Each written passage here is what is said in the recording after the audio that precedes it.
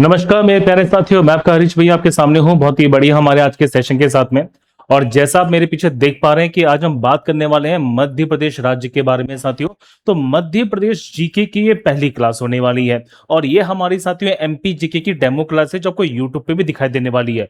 हमने ना मध्य प्रदेश में आने वाले सभी एग्जाम्स की भर्तियों को ध्यान में रखते हुए एक बहुत बड़ा चैलेंज लिया है।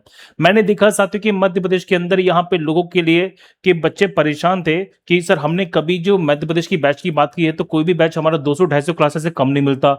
हम मध्य प्रदेश पढ़ेंगे 200-250 क्लासेस में तो कैसे पूरा करेंगे सिलेबस को। तो वो टेंशन छोड़ दीजिए, मात्र 50 दिनों के अंदर संपूर्ण मध्य प्रदेश में पढ़ाने वाला हूं। और आप इस क्लास के माध्यम से देखिएगा कि जहां पर आपको बाकी कंटेंट 4-5-6-6-7-7 दिनों में मिलता है, मतलब जितना कंटेंट आप एक हफ्ते में पढ़ते हैं उससे ज्यादा सटीक और एग्जाम ओरिएंटेड कंटेंट आपको मैं इस क्लास में यहां पे देने वाला हूं। आप खुद ही समझेंगे कि कैसे यहां पे कंटेंट की ताकत होती है। आप खुद ही समझेंगे साथियों इस क्लास के बाद में कि वास्तव में सिलेक्शन ओरिएंटेड कंटेंट किसे कहा जाता है। हम उस पर बात करेंगे जो हमारे एग्जामिनेशन के लिए बहुत ज्यादा जरूरी है साथियों। तो 50 दिनों के अंदर संपूर्ण मध्य प्रदेश जीके का ये जो बैच है मैं कंप्लीट कराने वाला हूं, जिसकी पहली डेमो क्लास आप सबके लिए यहां पे फ्री रहने वाली है। दूसरी महत्वपूर्ण बात, अगर आप यहां पे पढ़ना चाहते हैं डिटेल से सिलेबस को, तो ये पूरा का पूरा बेटा कंप्लीट बैच हमारा चलने वाला है एप्लीकेशन पे। मैंने पहले कहा ना, ये सिर्फ पहली डेमो क्लास है जो यूट्यूब पर फ्री रहेगी। इसका कंप्लीट बैच सिर्फ और सिर्फ आपको एप्लीकेशन पे दिखाई देगा। तो एमपी में दो एग्जाम, एमपी में ना आपके लिए दो सब्जेक्ट बहुत महत्वपूर्ण है। पहला हमारे पास में एमपीजी के स्पेशल है, मात्र 299 की प्राइस में साथियों कंप्लीट एमपीजी के मिलने वाली है आपको। और इसी तरह से वो विद्यार्थी जो मध्य प्रदेश के लिए एमपीजी की और साइंस दोनों कंप्लीट करना चाहते हैं, तो हमारा साथियों एमपी स्पेशल बैच चल रहा है जिसमें साइंस प्लस एमपीजी का कॉम्बो है। ये पड़ेगा आपको मात्र 399 का। आप अपने अकॉर्डिंगली अपने बैच को चूज कर सकते हैं। मेरा मानना यह है कि आप यहाँ पे एमपी प्लस साइंस स्पेशल पे आइए, क्योंकि वहां पर आपको मध्य प्रदेश के सभी एग्जामिनेशन के लिए एमपी और साइंस दोनों कवर हो जाएंगे। और सबसे महत्वपूर्ण बात, मध्य प्रदेश में कैलेंडर आ चुका है, एमपी एसआई, एमपी पटवारी, एमपी पुलिस कांस्टेबल। इसके बाद हमारे पास अन्य वैकेंसीज की जो लाइनें हैं वो चीज खुल चुकी हैं और वैकेंसीज का शेड्यूल भी जारी हो चुका है। और ये भी कहा गया है कि अगले साल से मध्य प्रदेश में सामान्य अर्हता परीक्षा कराई जाएगी, कॉमन एलिजिबिलिटी टेस्ट कराया जाएगा, जिसमें मध्य प्रदेश के अंदर एमपी जीके का 25% हिस्सा रहेगा। मतलब अगर 100 मार्क्स का पेपर हो रहा है ना, तो 25 मार्क्स के सिर्फ और सिर्फ एमपी जीके रहने वाली है। तो ये बहुत बड़ा कोर सब्जेक्ट हो जाएगा आपके लिए। तो ये आपके लिए साथियों एक ऐसा बैच है जो बहुत ज्यादा फायदा देने वाला है। मात्र 50 दिनों के अंदर संपूर्ण मध्य प्रदेश जीके है जो आप मेरे साथ यहाँ पे कंप्लीट करने वाले हैं। और मैं 50 दिनों के अंदर ये सारे के सारे टॉपिक यहाँ पे कवर कराऊंगा, जिसमें मध्य प्रदेश का कंप्लीट भूगोल है, मध्य प्रदेश का यहाँ पे ऐतिहासिक परिचय है, इतिहास है, मध्य प्रदेश की अर्थव्यवस्था है, मध्य प्रदेश की राज्य व्यवस्था है, मध्य प्रदेश में जनजातियां, लोक कला संस्कृति, जिसमें भाषा, बोली, मेले, आंदोलन, यहाँ पे हम जब बात करते हैं संग्रहालय, प्रकाशन, ये सब शामिल कर लिया जाएगा। इसके बाद हम पढ़ेंगे मध्य प्रदेश के मिसलेनियस के बारे में, विविध परिचय के बारे में, जिसमें मध्य प्रदेश के पर्यटन होंगे, बड़ा छोटा मध्य प्रदेश में संग्रहालय, अनुसंधान संस्थान, खेल परिचय, प्रमुख व्यक्तित्व। इसी के अंदर साथियों एमपी का करंट अफेयर्स भी पढ़ेंगे। तो कंप्लीट एमपी जीके का जो बैच है आपको मात्र 50 दिनों में मैं कंप्लीट कराने वाला हूं, ठीक है। तो बताओ जल्दी से, क्या मेरे सभी छोटे भाई बहन तैयार हैं इस प्यारी सी क्लास के लिए? देखिए मुझे सबके बेटा कमेंट्स यहाँ पे नजर आ रहे हैं, लेकिन मेरा मानना यह है कि पहले मैं फोकस करता हूँ पढ़ाई के ऊपर।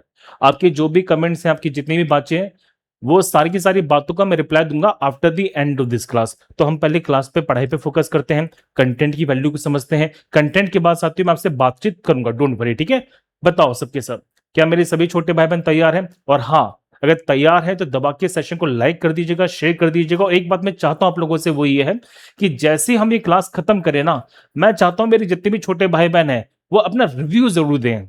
आपको क्लास कैसे लगी, कितना कुछ नया सीखने को मिला, कितना मजा आया, कितना कुछ हम और बेहतर कर सकते हैं, आप क्या टॉपिक और पढ़ना चाहते हैं यूट्यूब पे। इसके अलावा एडिशनल मैं एक डेमो क्लास और दूंगा, लेकिन एक ही दूंगा इसके बाद, ठीक है। तो आप कौन सा टॉपिक पढ़ना चाहते हैं डेमो के अंदर, आप मुझे बता दीजिएगा कमेंट के माध्यम से। बाकी रिव्यू जरूर दीजिएगा। मैं उम्मीद करता हूं कि ये क्लास आपको बहुत बहुत फायदा पहुंचाने वाली है। चलिए साथियों शुरू करते हैं आज की प्यारी सी क्लास को। जल्दी से बताइए मुझे कमेंट के माध्यम से, एक बार मैं कमेंट्स को भी चेक कर लेता हूं। ठीक है, परफेक्ट है, बहुत बढ़िया।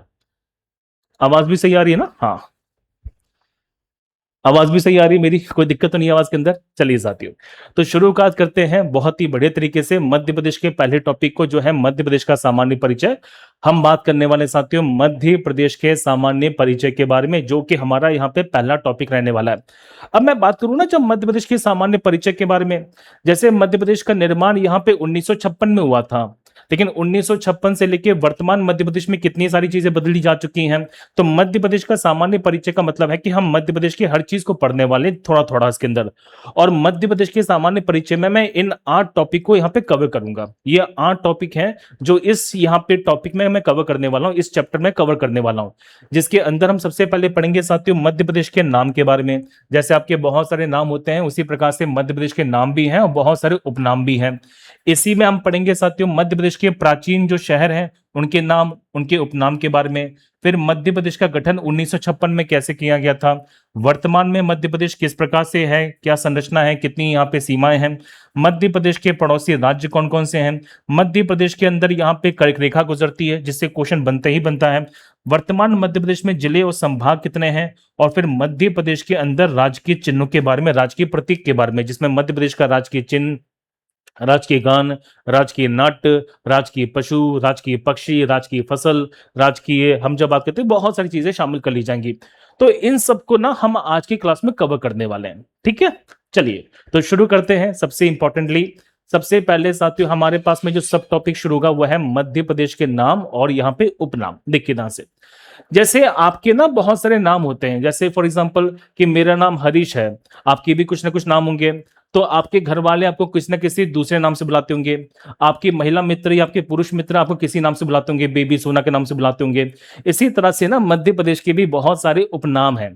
तो मध्य प्रदेश को साथियों मध्य प्रदेश को हृदय प्रदेश, रेवोत्तर, वन प्रदेश, भेड़िया प्रदेश, बाघ प्रदेश, तेंदुआ प्रदेश, तेंदुपत्ता प्रदेश, सोया प्रदेश, जनजातीय प्रदेश, गिद्ध प्रदेश, और साथ ही साथ यहाँ पे नदियों के मायके के नाम से भी जाना जाता है। तो मध्य प्रदेश के ना बहुत सारे यहाँ पे उपनाम है, बहुत सारे यहाँ पे छोटे छोटे नाम हैं। अब मुद्दा बन जाता है कि भैया इन सभी नामों का मतलब क्या है। चलिए थोड़ा बहुत समझते हैं, मतलब इन सब का नाम का मतलब क्या है। जैसे मैं बात करता हूं मध्य प्रदेश के बारे में, तो मध्य प्रदेश का जो वास्तव में नामकरण है साथियों ये दिया गया था यहाँ पे पंडित जवाहरलाल नेहरू जी के द्वारा। भारत के जो पहले प्रधानमंत्री थे पंडित जवाहरलाल नेहरू जी, उन्होंने कहा था कि भारत के बिल्कुल मध्य में है, जिस कारण से इसका नाम पड़ेगा मध्य प्रदेश। और मध्य प्रदेश का जो नाम है, ये पूछते हैं कई बार एग्जामिनेशन में कि मध्य प्रदेश का नाम वास्तव में किसके द्वारा दिया गया, तो ये दिया गया था साथियों पंडित जवाहरलाल नेहरू जी के द्वारा। सीधी सीधी क्वेश्चन बन जाता है, भारत के मध्य में होने के कारण इसका नाम पड़ा था मध्य प्रदेश। वास्तव में देखा जाए तो पहले के जमाने में, मतलब मध्य प्रदेश के गठन से पहले, इसका नाम साथियों सीधी सीधी हुआ करता था सीपी। यहाँ पे सीपी का मतलब था साथियों सेंट्रल प्रोविंस, यहाँ पे मध्य प्रांतीय क्षेत्र, ठीक है। तो सीधे सीधे क्वेश्चन बन जाता है कि सीपी का मतलब था सेंट्रल प्रोविंस, सेंट्रल प्रोविंस का मतलब था कि मध्य क्षेत्र में था, इसलिए इसका नाम पड़ा यहाँ पे मध्य प्रदेश। साथ ही साथ इसे हम यहाँ पे लघु भारत के नाम से भी जानते हैं, मिनी इंडिया भी कहते हैं। अब मुद्दा बनता है कि मध्य प्रदेश को लघु भारत क्यों कहा जाता है, आप जरा समझिएगा। जैसे भारत के उत्तर में हिमालय पर्वतमाला है, भारत के यहाँ पे पश्चिम में जाएंगे तो मरुस्थल क्षेत्र मिलेगा, भारत के दक्षिण में जाएंगे साथियों तो आपको बहुत सारे पठारी क्षेत्र मिलेंगे, भारत के मध्य में आएंगे तो आपको मैदानी क्षेत्र मिलेगा। तो ये सारी की सारी ज्योग्राफिकल कंडीशंस, ये सारी की सारी यहाँ पे हम जब बात करते हैं भौगोलिक अवस्था मध्य प्रदेश में है। मध्य प्रदेश में साथियों ऊंचे ऊंचे पर्वत क्षेत्र भी हैं, मध्य प्रदेश में पठारी क्षेत्र भी है, मध्य प्रदेश में मैदानी क्षेत्र भी है, मध्य प्रदेश में नदियों की बहार भी है, और मध्य प्रदेश में सूखा क्षेत्र भी है। तो जिस तरह से पूरे भारत के अंदर आपको भौगोलिक विभिन्नताएं नजर आएंगी, जिस प्रकार से आपको पूरे भारत के अंदर भौगोलिक असमानताएं नजर आएंगी, वो सारी की सारी चीजें मध्य प्रदेश में दिखाई देती है। तो मध्य प्रदेश में पर्वत, पठार, मैदान, घाटियां, यहाँ पे नदियां, इन सब के कारण इसे सांस्कृतिक और भौगोलिक आधार पर मध्य प्रदेश को साथियों लघु भारत के नाम से जाना जाता है। सिंपल सी बात है। तो भौगोलिक और सांस्कृतिक आधार पे मध्य प्रदेश का जो नाम पड़ा है वो पड़ा है लघु Bharat, that is mini India. चलिए नेक्स्ट हम बात करते हैं रेवोत्तर के बारे में। मध्य प्रदेश का साथियों एक बहुत ही ज्यादा प्रसिद्ध नाम है जिसे बोलते हैं रेवोत्तर। अब ये रेवोत्तर का मतलब क्या है, देखिए यहां पे एक शब्द दिया गया है रेवोत्तर। आपको मैं बताना चाहता हूं कि मध्य प्रदेश की प्राचीन नदी है जिसका नाम है महानर्मदा। आपको मैं बताऊं साथियों कि मध्य प्रदेश में जो बहने वाली प्राचीन नदी है वो इतनी ज्यादा पुरानी मानी जाती है कि जब भारत में गंगा नहीं थी, यमुना नहीं थी, उससे भी प्राचीन नदी मानी जाती है मध्य प्रदेश की नर्मदा। आपको शायद पता नहीं होगा कि हमारा भारत जो है साथियों गोंडवाना भूमि का भाग है। जब ये गोंडवाना भूमि टकराई है यूरेशियन भूमि से, तब जाके हिमालय का निर्माण हुआ था। और हिमालय के निर्माण के बाद यहाँ पे माँ नर्मदा, माँ हिमालय के निर्माण के बाद साथियों गंगा, यमुना और बाकी अन्य नदियां निकली हैं। लेकिन सोचिए, गंगा यमुना से पहले जो प्राचीन नदी मानी गई है वो माँ नर्मदा मानी गई है। जब यहाँ पे गंगा यमुना नहीं थी, तो भारत के लोग अपना पाप धोने के लिए मां नर्मदा में जाया करते थे। और ये बहुत फेमस कहानी भी है साथियों, कि ये कहा जाता है आप गंगा नदी में 2-3 बार डुबकी मारोगे आपके पाप धुल जाएंगे, आप यमुना नदी में 10 बार डुबकी मारोगे आपके पाप धुल जाएंगे। लेकिन सोचिए कि मां नर्मदा के मात्र दर्शन करने से इंसान के पाप धुल जाया करते थे। तो सोचो, जिस नदी के दर्शन करने से इंसान के पाप धुलते थे, वो नदी कितनी पवित्र और कितनी प्रसिद्ध रही होगी। तो मध्य प्रदेश की जीवन रेखा मानी जाती है मां नर्मदा। क्लियर सारी बातें? अब समझिए, मां नर्मदा का साथियों प्राचीन नाम पड़ता है रेवा नदी। अब ये माना जाता था कि रेवा नदी ना उस समय भारत को 2 बराबर हिस्सों में तोड़ती थी, उत्तर भारत में, दक्षिण भारत में। और मध्य प्रदेश का जो वास्तव में हिस्सा है वो रेवा नदी की उत्तर में है। और इसी कारण से मध्य प्रदेश को जो नाम दिया गया वो दिया गया रेवोत्तर। रेवोत्तर का मतलब है रेवा नदी के उत्तर का क्षेत्र। तो मध्य प्रदेश को यहां पे रेवोत्तर के नाम से भी जानते हैं। ये सीधी सीधे फैक्ट मैंने आपको बता दिया। चलिए, फिर हमारे पास नाम पड़ता है मध्य प्रदेश का वन प्रदेश। ये बहुत इंपॉर्टेंट है। आपको बताऊं साथियों, भारत का सबसे ज्यादा जो वन क्षेत्र है वो मध्य प्रदेश में है।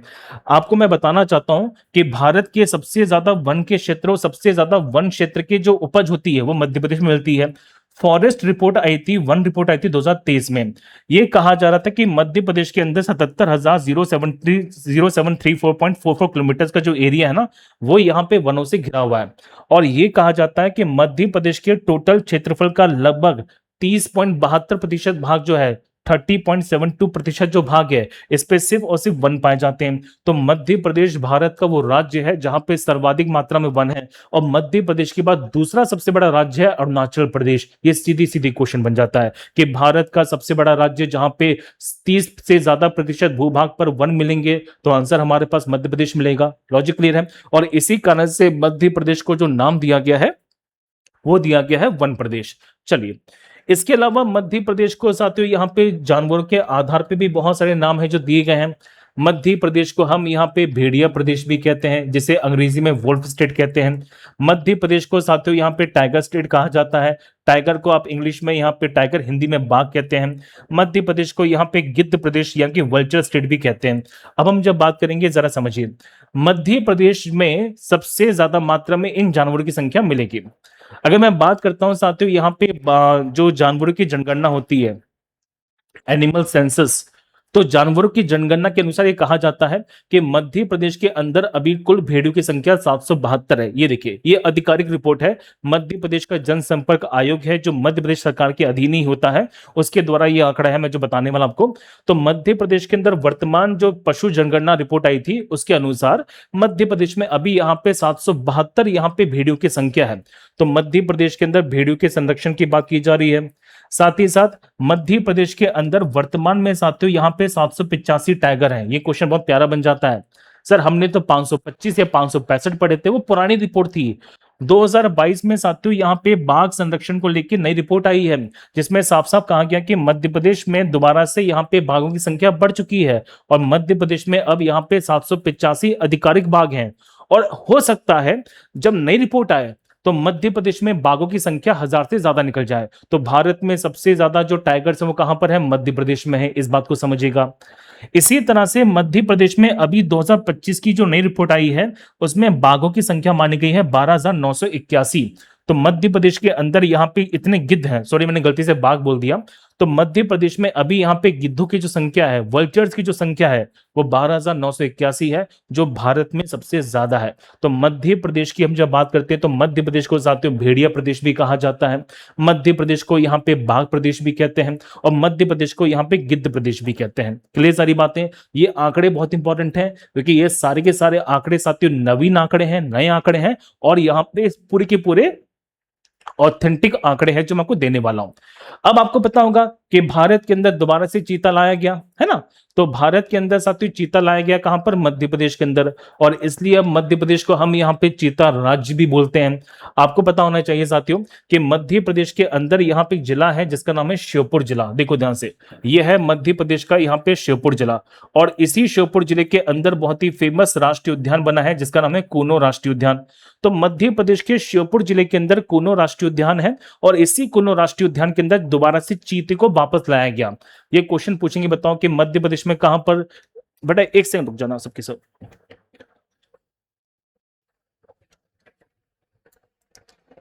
आवाज मेरी आ रही है? आवाज में कोई दिक्कत तो नहीं है? बताओ सबके सब, आवाज प्रॉपर आ रही है ना? हाँ आवाज बेटा प्रॉपर आ रही है। एक बात सही से कर लेना, जिनको थोड़ा सा बफरिंग हो रही हो ना। नहीं मेरे पास कमेंट आ रहे हैं सब बफरिंग हो रही है, बफरिंग हो रही है। तो जिनके यहाँ बफरिंग हो रही है साथियों प्लीज वो सही से कर लीजिए, रिफ्रेश कर लीजिए, सही हो जाएगा। ठीक है, अब जरा यहाँ पे देखिए, तो मैंने बताया कि मध्य प्रदेश के अंदर यहाँ पे साथियों बनता है कूनो राष्ट्रीय उद्यान। दिखा है, इस कूनो राष्ट्रीय उद्यान की बात करेंगे तो इस कूनो राष्ट्रीय उद्यान के अंदर दोबारा से यहाँ पे चीतों की वापसी होती है। बात है 17 सितंबर 2022 की। हमारे भारत के यशस्वी प्रधानमंत्री मोदी जी का जन्मदिन पड़ता है। यशस्वी प्रधानमंत्री जी हैं भारत के, तो मोदी जी ने अपने जन्मदिन को ऐतिहासिक बनाने के लिए साथियों यहाँ पे चीते छोड़ दिए, और कहा जाता है कि भारत के अंदर 50 से 52 सालों के बाद चीते दोबारा से देखने को मिले थे। तो 2022 के अंदर यहाँ पे साथियों 17 सितंबर मोदी जी का जन्मदिन था। तो एक देश पड़ता है अफ्रीका में, नामिबिया।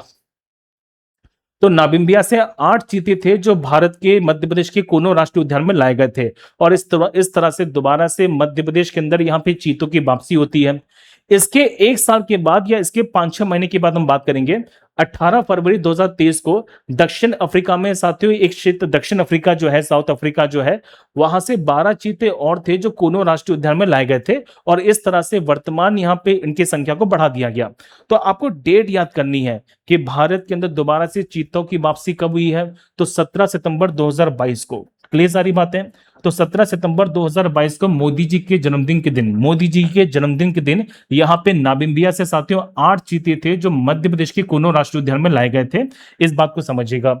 1952 की बात है, 1952 में साथियों भारत की सरकार ने यहाँ पे चीतों को विलुप्त घोषित कर दिया था, एक्सटिंक्ट बना दिया था, मतलब अब भारत के अंदर यहाँ पे चीते नहीं मिलते हैं, और इस तरह से भारत में दोबारा से प्रोजेक्ट चीता की शुरुआत हुई है। तो क्वेश्चन बहुत प्यारा बन जाता है कि भारत में दोबारा से प्रोजेक्ट चीता कहां से शुरू किया गया? मध्य प्रदेश से। मध्य प्रदेश में कहां से? कूनो राष्ट्रीय उद्यान से। कूनो राष्ट्रीय उद्यान कहां पड़ता है? मध्य प्रदेश के श्योपुर जिले में पड़ता है।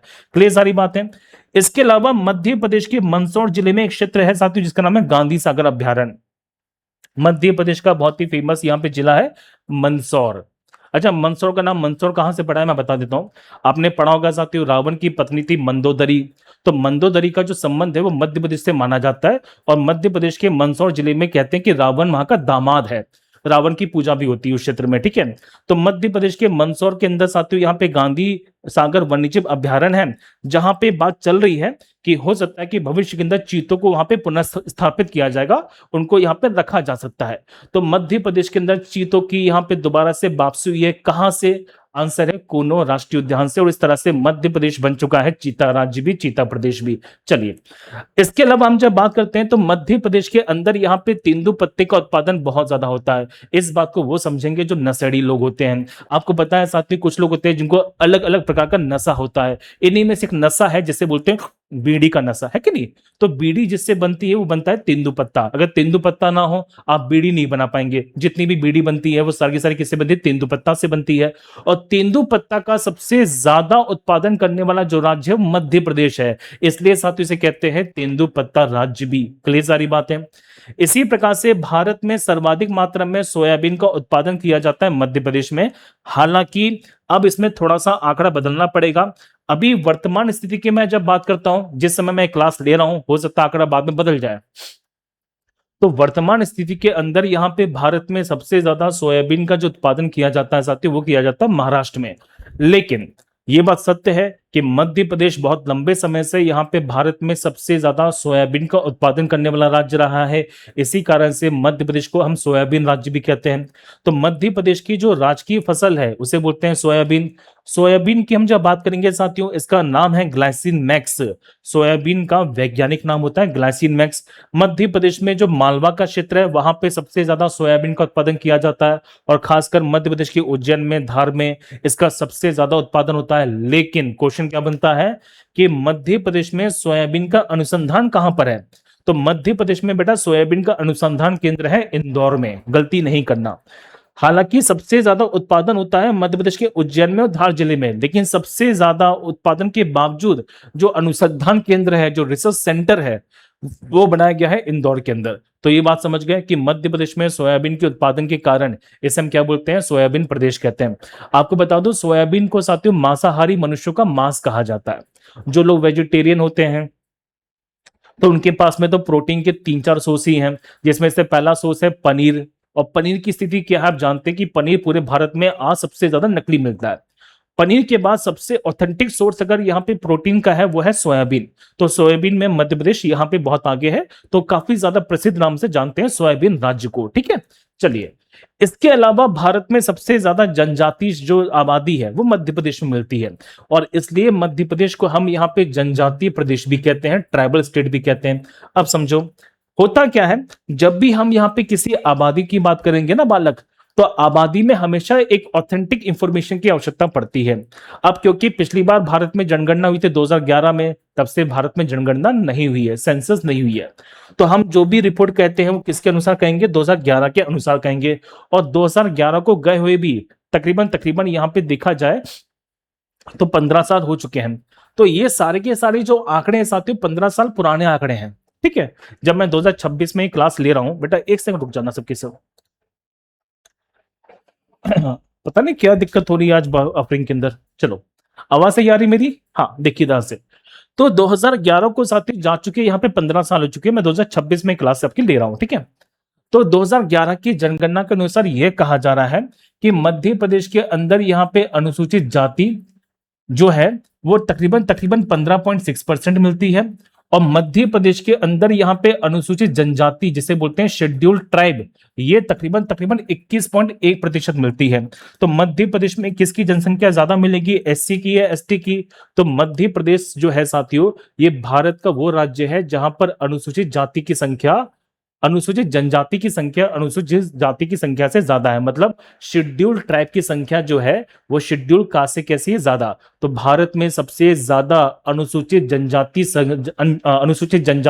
संख्या वाला राज्य कौन सा है? तो वो साथियों मध्य प्रदेश है। और इसी कारण से ये बात समझिएगा कि जिनकी जनसंख्या जितनी ज्यादा है उनको रिजर्वेशन भी उतना ज्यादा दिया जाता है।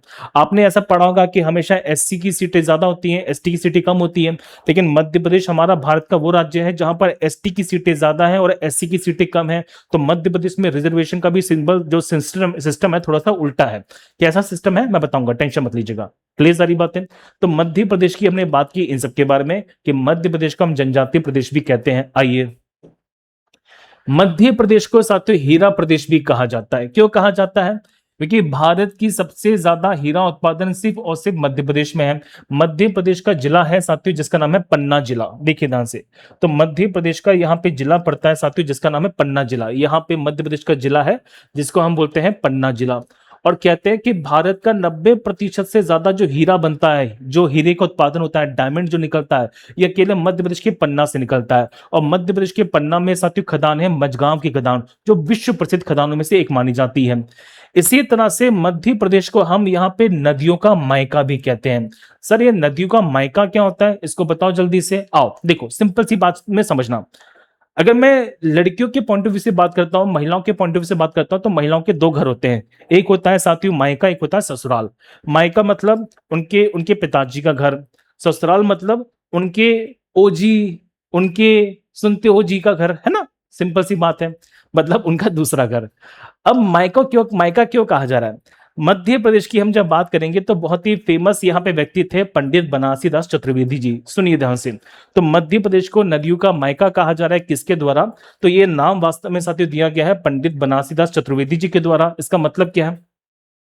कि मध्य प्रदेश में ऐसी बहुत सी क्षेत्रीय नदियां हैं जो मध्य प्रदेश से निकलती हैं और मध्य प्रदेश के अंदर ही किसी अन्य बड़ी नदियों से मिल जाती हैं। मतलब मध्य प्रदेश में 70% से ज्यादा जो नदियां हैं वो मध्य प्रदेश की सीमा से बाहर जाती नहीं है और मध्य प्रदेश के अंदर ही अपनी किसी बड़ी नदी से मिल जाती है। जिस तरह से वो नदियां मध्य प्रदेश से निकली और मध्य प्रदेश में ही किसी बड़ी नदी से मिल गई, उन्होंने कभी मध्य प्रदेश को बाहर छोड़ा ही नहीं। और इसी तरह से इन्हें कहा जाता है नदियों का मायका, the birth place of the reverse. तो भारत में सबसे ज्यादा नदियों का जो निर्माण है वो मध्य प्रदेश से होता है।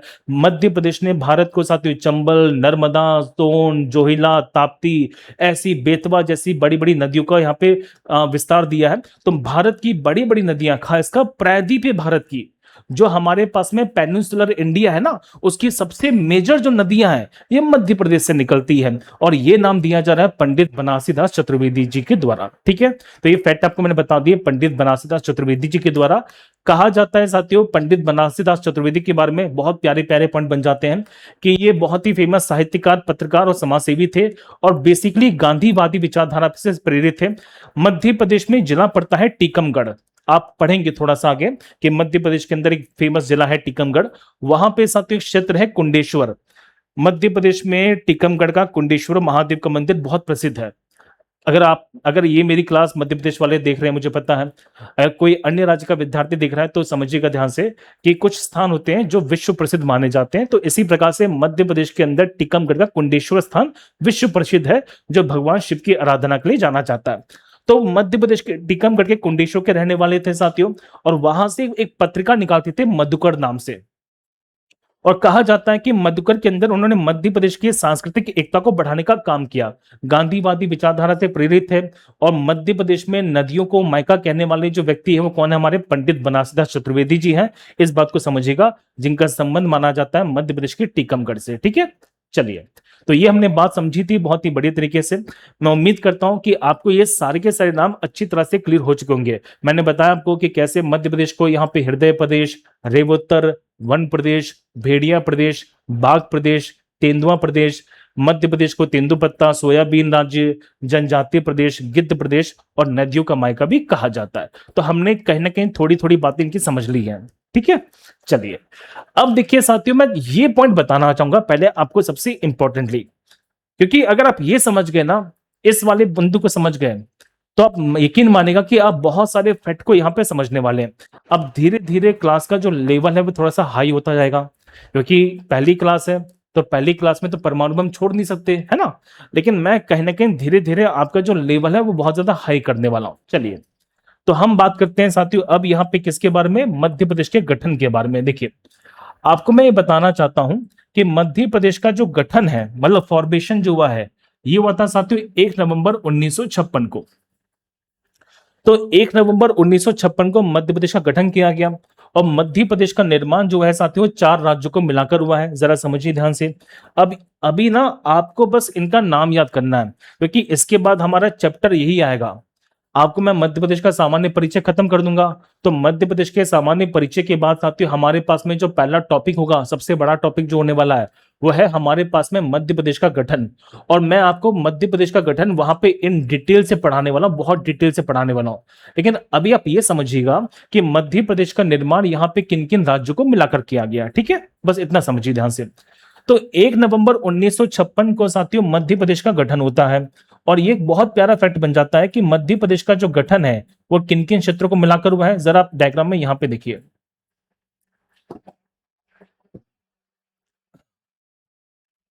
देखिए साथियों, तो वर्तमान मध्य प्रदेश का जो गठन है वो भारत के उस समय यहाँ पे 4 राज्यों को मिलाकर किया गया।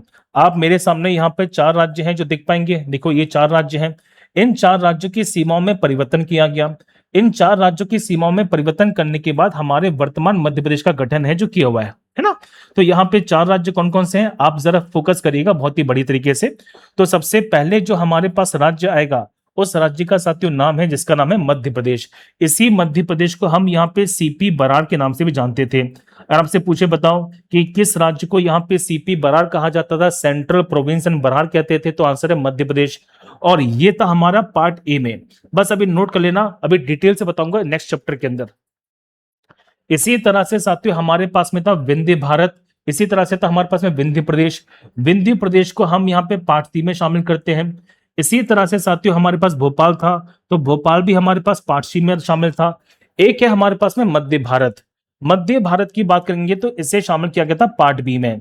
तो मध्य प्रदेश का निर्माण यहाँ पे 4 राज्यों को मिलाकर किया गया है, जिसमें पहला राज्य हमारे पास में साथियों कौन सा है, मध्य प्रदेश है ना। दूसरा राज्य हमारे पास में विंध्य प्रदेश है। तीसरा राज्य यहाँ पे मध्य प्रदेश के निर्माण में मध्य भारत था। और चौथा राज्य बना है कौन सा, भोपाल। ये कहानी भी बड़ी मजेदार है कि कैसे मध्य प्रदेश की राजधानी पहले बनने वाली थी जबलपुर, और मध्य प्रदेश की राजधानी को जबलपुर ना बना के भोपाल को बनाया गया। ये कहानी भी बड़ी मजेदार है, हम नेक्स्ट चैप्टर में बहुत डिटेल से पढ़ेंगे, इसको टेंशन ना लीजिएगा। तो मध्य प्रदेश का निर्माण हुआ है 1 नवंबर 1956 को 4 राज्यों को मिलाकर। अब मुद्दा बनता है कि ये जो 4 राज्य थे, इन 4 राज्यों का निर्माण की सीमा में परिवर्तन किया गया। मतलब इन 4 राज्यों की सीमाओं में परिवर्तन करके वर्तमान मध्य प्रदेश का निर्माण किया गया। और राज्यों की सीमाओं में परिवर्तन करने के लिए एक आयोग बना है जिसे बोलते हैं फजल अली आयोग। तो सीधे सीधे क्वेश्चन बन जाता है कि मध्य प्रदेश का निर्माण यहाँ पे किसके द्वारा किया गया। तो एक काउंसिल थी, एक यहाँ पे साथियों आयोग बना है जिसका नाम है राज्य पुनर्गठन आयोग। क्लियर सारी बातें। तो मध्य प्रदेश का निर्माण जो हुआ है वो राज्य पुनर्गठन आयोग के द्वारा किया गया। और राज्य पुनर्गठन आयोग को हम सिंपली भाषा में कहें तो फजल अली आयोग के नाम से भी जानते हैं, जिसकी अध्यक्षता करने वाले व्यक्ति थे यहाँ पे जस्टिस फजल अली। इसके 2 यहाँ पे सदस्य थे, हृदयनाथ कुंजरू और यहाँ पे KM पनिक्कर। और इनकी सिफारिशों पर अकेला मध्य प्रदेश नहीं, भारत में 14 नए राज्य बने थे। तो उनमें से एक राज्य हमारा कौन सा, मध्य प्रदेश। तो भारत के अंदर साथियों सीधी सीधी क्वेश्चन बन जाता है कि राज्य पुनर्गठन आयोग की सिफारिशों पर 1 नवंबर 1956 को मध्य प्रदेश का गठन है जो किया गया है ना। अब जरा यहां पे समझिएगा ध्यान से। तो मध्य प्रदेश का निर्माण कब हुआ है साथियों, 1 नवंबर 1956 को। अब ये जो है आप देख पाएंगे मैप में बड़ा बड़ा सा राज्य, काफी बड़ा राज्य है। उस समय भारत का सबसे बड़ा राज्य था क्षेत्रफल के आधार पर। ये राज्य बना था 1 नवंबर 1956 को। और ये राज्य रहा साथियों 31 अक्टूबर 2000 तक। क्यों? क्योंकि इसी तारीख को 31 अक्टूबर के बाद तारीख आती है 1 नवंबर। क्योंकि 1 नवंबर को साथियों मध्य प्रदेश से अलग करके भारत का नया राज्य बना है, जो भारत का 26वां राज्य बना साथियों, वो था हमारे पास में छत्तीसगढ़। तो 1 नवंबर को मध्य प्रदेश से अलग करके भारत का नया राज्य बना है जिसका नाम है छत्तीसगढ़। तो छत्तीसगढ़ का निर्माण कैसे हुआ है? आंसर है अविभाजित मध्य प्रदेश से। लॉजिकली सारी बातें। तो मध्य प्रदेश का निर्माण हुआ था 1 नवंबर 1956 को। इसमें दोबारा से यहाँ पे पुनर्गठन किया गया और 31 अक्टूबर 2000 के बाद 1 नवंबर 2000 को यहाँ पे मध्य प्रदेश से नया राज्य बनाया कौन सा, छत्तीसगढ़। अब देखिए सबके सब ध्यान से, जैसा आपको मैंने अभी थोड़ी देर पहले बताया, क्या बताया कि मध्य प्रदेश का निर्माण यहां पे किया गया है राज्य पुनर्गठन आयोग के द्वारा। और इस राज्य पुनर्गठन आयोग को नाम दिया जाता है जिसे बोलते हैं फजल अली आयोग, है ना। तो फजल अली आयोग के अध्यक्ष कौन करते भैया? तो अध्यक्ष करने वाले व्यक्ति थे हमारे पास में जस्टिस फजल अली साहब। अब जस्टिस फजल अली साहब की हम जब बात करेंगे, जब इन्होंने अपनी रिपोर्ट सौंपी तो इनकी रिपोर्ट के अनुसार यह कहा गया कि भारत में कितने राज्य बनेंगे। तो भारत में साथियों यहाँ पे 14 राज्य और 6 केंद्र शासित प्रदेशों का निर्माण किया गया। अब इन 14 राज्यों में से हमारा जो राज्य बना मध्य प्रदेश, ये भारत का उस समय सबसे बड़ा राज्य था। अब एक बात को समझना कि मध्य प्रदेश का जो गठन है वो कब हुआ था? तो मध्य प्रदेश का साथियों गठन हुआ है 1956 को। क्लियर सारी बातें। यानी कि मध्य प्रदेश की स्थापना दिवस मनाई जाती है 1 नवंबर को। अब यहीं से हमारे पास एक बहुत प्यारा क्वेश्चन है जो एग्जामिनेशन में कई बार पूछा भी गया है। देखिए ध्यान से, मध्य प्रदेश की स्थापना दिवस मनाई जाती है 1 नवंबर 1956 को। तो 1 नवंबर 1956 को मध्य प्रदेश का गठन हुआ। अब आपके सामने क्वेश्चन बनेगा कि मध्य प्रदेश के अलावा ऐसे कितने राज्य हैं जिनकी स्थापना भी 1 नवंबर को हुई थी। 1956 की बात नहीं कर रहा मैं 1 नवंबर की बात कर रहा हूं। तो मध्य प्रदेश के साथ साथ में ऐसे भारत के कितने राज्य हैं जिनकी स्थापना दिवस भी 1 नवंबर को ही मनाई जाती है? आइए जरा समझते हैं। तो पहला राज्य तो हमारे पास में मध्य प्रदेश, कि मध्य प्रदेश का गठन हुआ है 1 नवंबर 1956 को।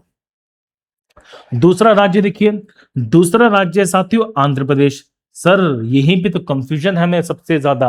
आओ जरा समझो, देखो ध्यान से। आपको मैं बताऊं साथियों, भाषा के आधार पर बनने वाला पहला राज्य कौन सा था? आंध्र प्रदेश। आपने पढ़ा होगा बहुत ही बढ़िया तरीके से कि भारत के अंदर यहाँ पे तमिलनाडु, पहले भारत में मद्रास राज्य हुआ करता था, वहां पे तमिल और तेलुगु भाषी लोगों में आंदोलन चल पड़ा। एक छोटी सी कहानी जरा समझिएगा। हुआ क्या था कि भारत के अंदर जब यहाँ पे part A, part B, part C, part D राज्य बना दिए गए थे, तो भारत के अंदर राज्य था यहाँ पे कौन सा, मद्रास। वहां पे साथियों तमिल और तेलुगु भाषी लोगों के बीच में हमेशा तनातनी रहती थी, और ये चाहते थे कि तमिल भाषा के अंदर यहाँ पे तेलुगु भाषा को अलग कर दिया जाए और नया राज्य बना दिया जाए। अब यहीं पे एक कांग्रेसी नेता थे श्री रामुलु पोट्टी साहब, और रामुलु पोट्टी साहब बैठ गए आमरण अनशन पे। कहा जाता है कि 56 दिन की आमरण अनशन के बाद यहाँ पे रामुलु पोट्टी साहब का देहांत हो गया, और ये हिंसा बहुत ज्यादा भड़क गई, और इसी हिंसा को दूर करने के लिए आनन फानन में भाषा के आधार पे पहला राज्य बनाया गया, जिसका नाम था आंध्र प्रदेश। तो आंध्र प्रदेश का साथियों निर्माण हुआ था 1953 में। क्लियर सारी बातें। तो मैं जब बताना चाहता हूं यहाँ पे कि 1 अक्टूबर 1953 की बात करेंगे, सुनना सबके सब। 1 अक्टूबर 1953 को यहां पे आंध्र प्रदेश बना है, किस आधार पे, भाषा के आधार पे। तो भाषा के आधार पे बनने वाला जो पहला राज्य था वो साथियों आंध्र प्रदेश था। लेकिन जब बाद में यहां पे राज्य पुनर्गठन आयोग बना, सुनिए ध्यान से, बहुत प्यारी शब्द है, जब बाद में यहां पे राज्य पुनर्गठन आयोग आया है, जिसे हम फजल अली आयोग कहते हैं, तो फजल अली आयोग ने भारत में दोबारा से सभी राज्यों को निर्माण कर दिया, और इस तरह से 1 नवंबर 1956 को आंध्र प्रदेश का दोबारा से निर्माण हुआ। क्लियर सारी बातें। भाषा के आधार पे आंध्र प्रदेश का निर्माण हुआ था 1 अक्टूबर 1953 को। क्लियर सारी बातें। भाषा के आधार पे बनने वाला पहला राज्य कौन सा हमारे पास में, आंध्र प्रदेश है। लेकिन राज्य पुनर्गठन आयोग के द्वारा दोबारा से आंध्र प्रदेश का निर्माण किया गया था, और इसकी वास्तविक स्थापना मानी जाती है 1 नवंबर 1956 को। गलती मत करना, पहले बताना चाहता हूं, ठीक है। चलिए, इसी तरह से कर्नाटक राज्य साथियों, इसका निर्माण हुआ था 1 नवंबर 1956 को। केरला है, जिसे हम केरलम कहते हैं वर्तमान में, केरला का वर्तमान में जो नाम है वो केरलम राज्य हो चुका है। इसका निर्माण भी साथियों 1 नवंबर 1956 को हुआ था। अब आइए पंजाब हरियाणा के बारे में। अब जैसे यहाँ पे मध्य प्रदेश बना, बाकी अन्य राज्य बने, तो पंजाब के अंदर यहाँ पे हिंदी भाषी बोलने वाले जो लोग थे, उन्होंने कहा कि हमारा नया राज्य बना दो। हम चाहते हैं कि जो पंजाबी है उनके लिए पंजाब बन जाए, और जो हिंदी बोलने वाले लोग हैं उनके लिए हरियाणा बन जाए। और इस तरह से पंजाब में से नया राज्य बना कौन सा, हरियाणा। तो 1 नवंबर 1966 को पंजाब और 1 नवंबर 1966 को हरियाणा अलग कर दिया गया। तो इस तरह से पंजाब और हरियाणा का भी साथियों जो स्थापना दिवस है वो 1 नवंबर को ही मनाया जाता है। 1 नवंबर 2000 को मध्य प्रदेश में से अलग करके नया राज्य बनाया छत्तीसगढ़, और इस तरह से छत्तीसगढ़ की भी साथियों जो स्थापना दिवस मनाई जाती है वो यहाँ पे मनाई जाती है, कब, यहाँ पे 1 नवंबर को। जल्दी से बताओ मुझे सबके सब, यहां तक की सारी बातें क्लियर है कि नहीं, बोलो हाँ या ना। मजा आ रहा है कि नहीं यार, पहले ये बताओ सबके सब जल्दी से कमेंट के अंदर।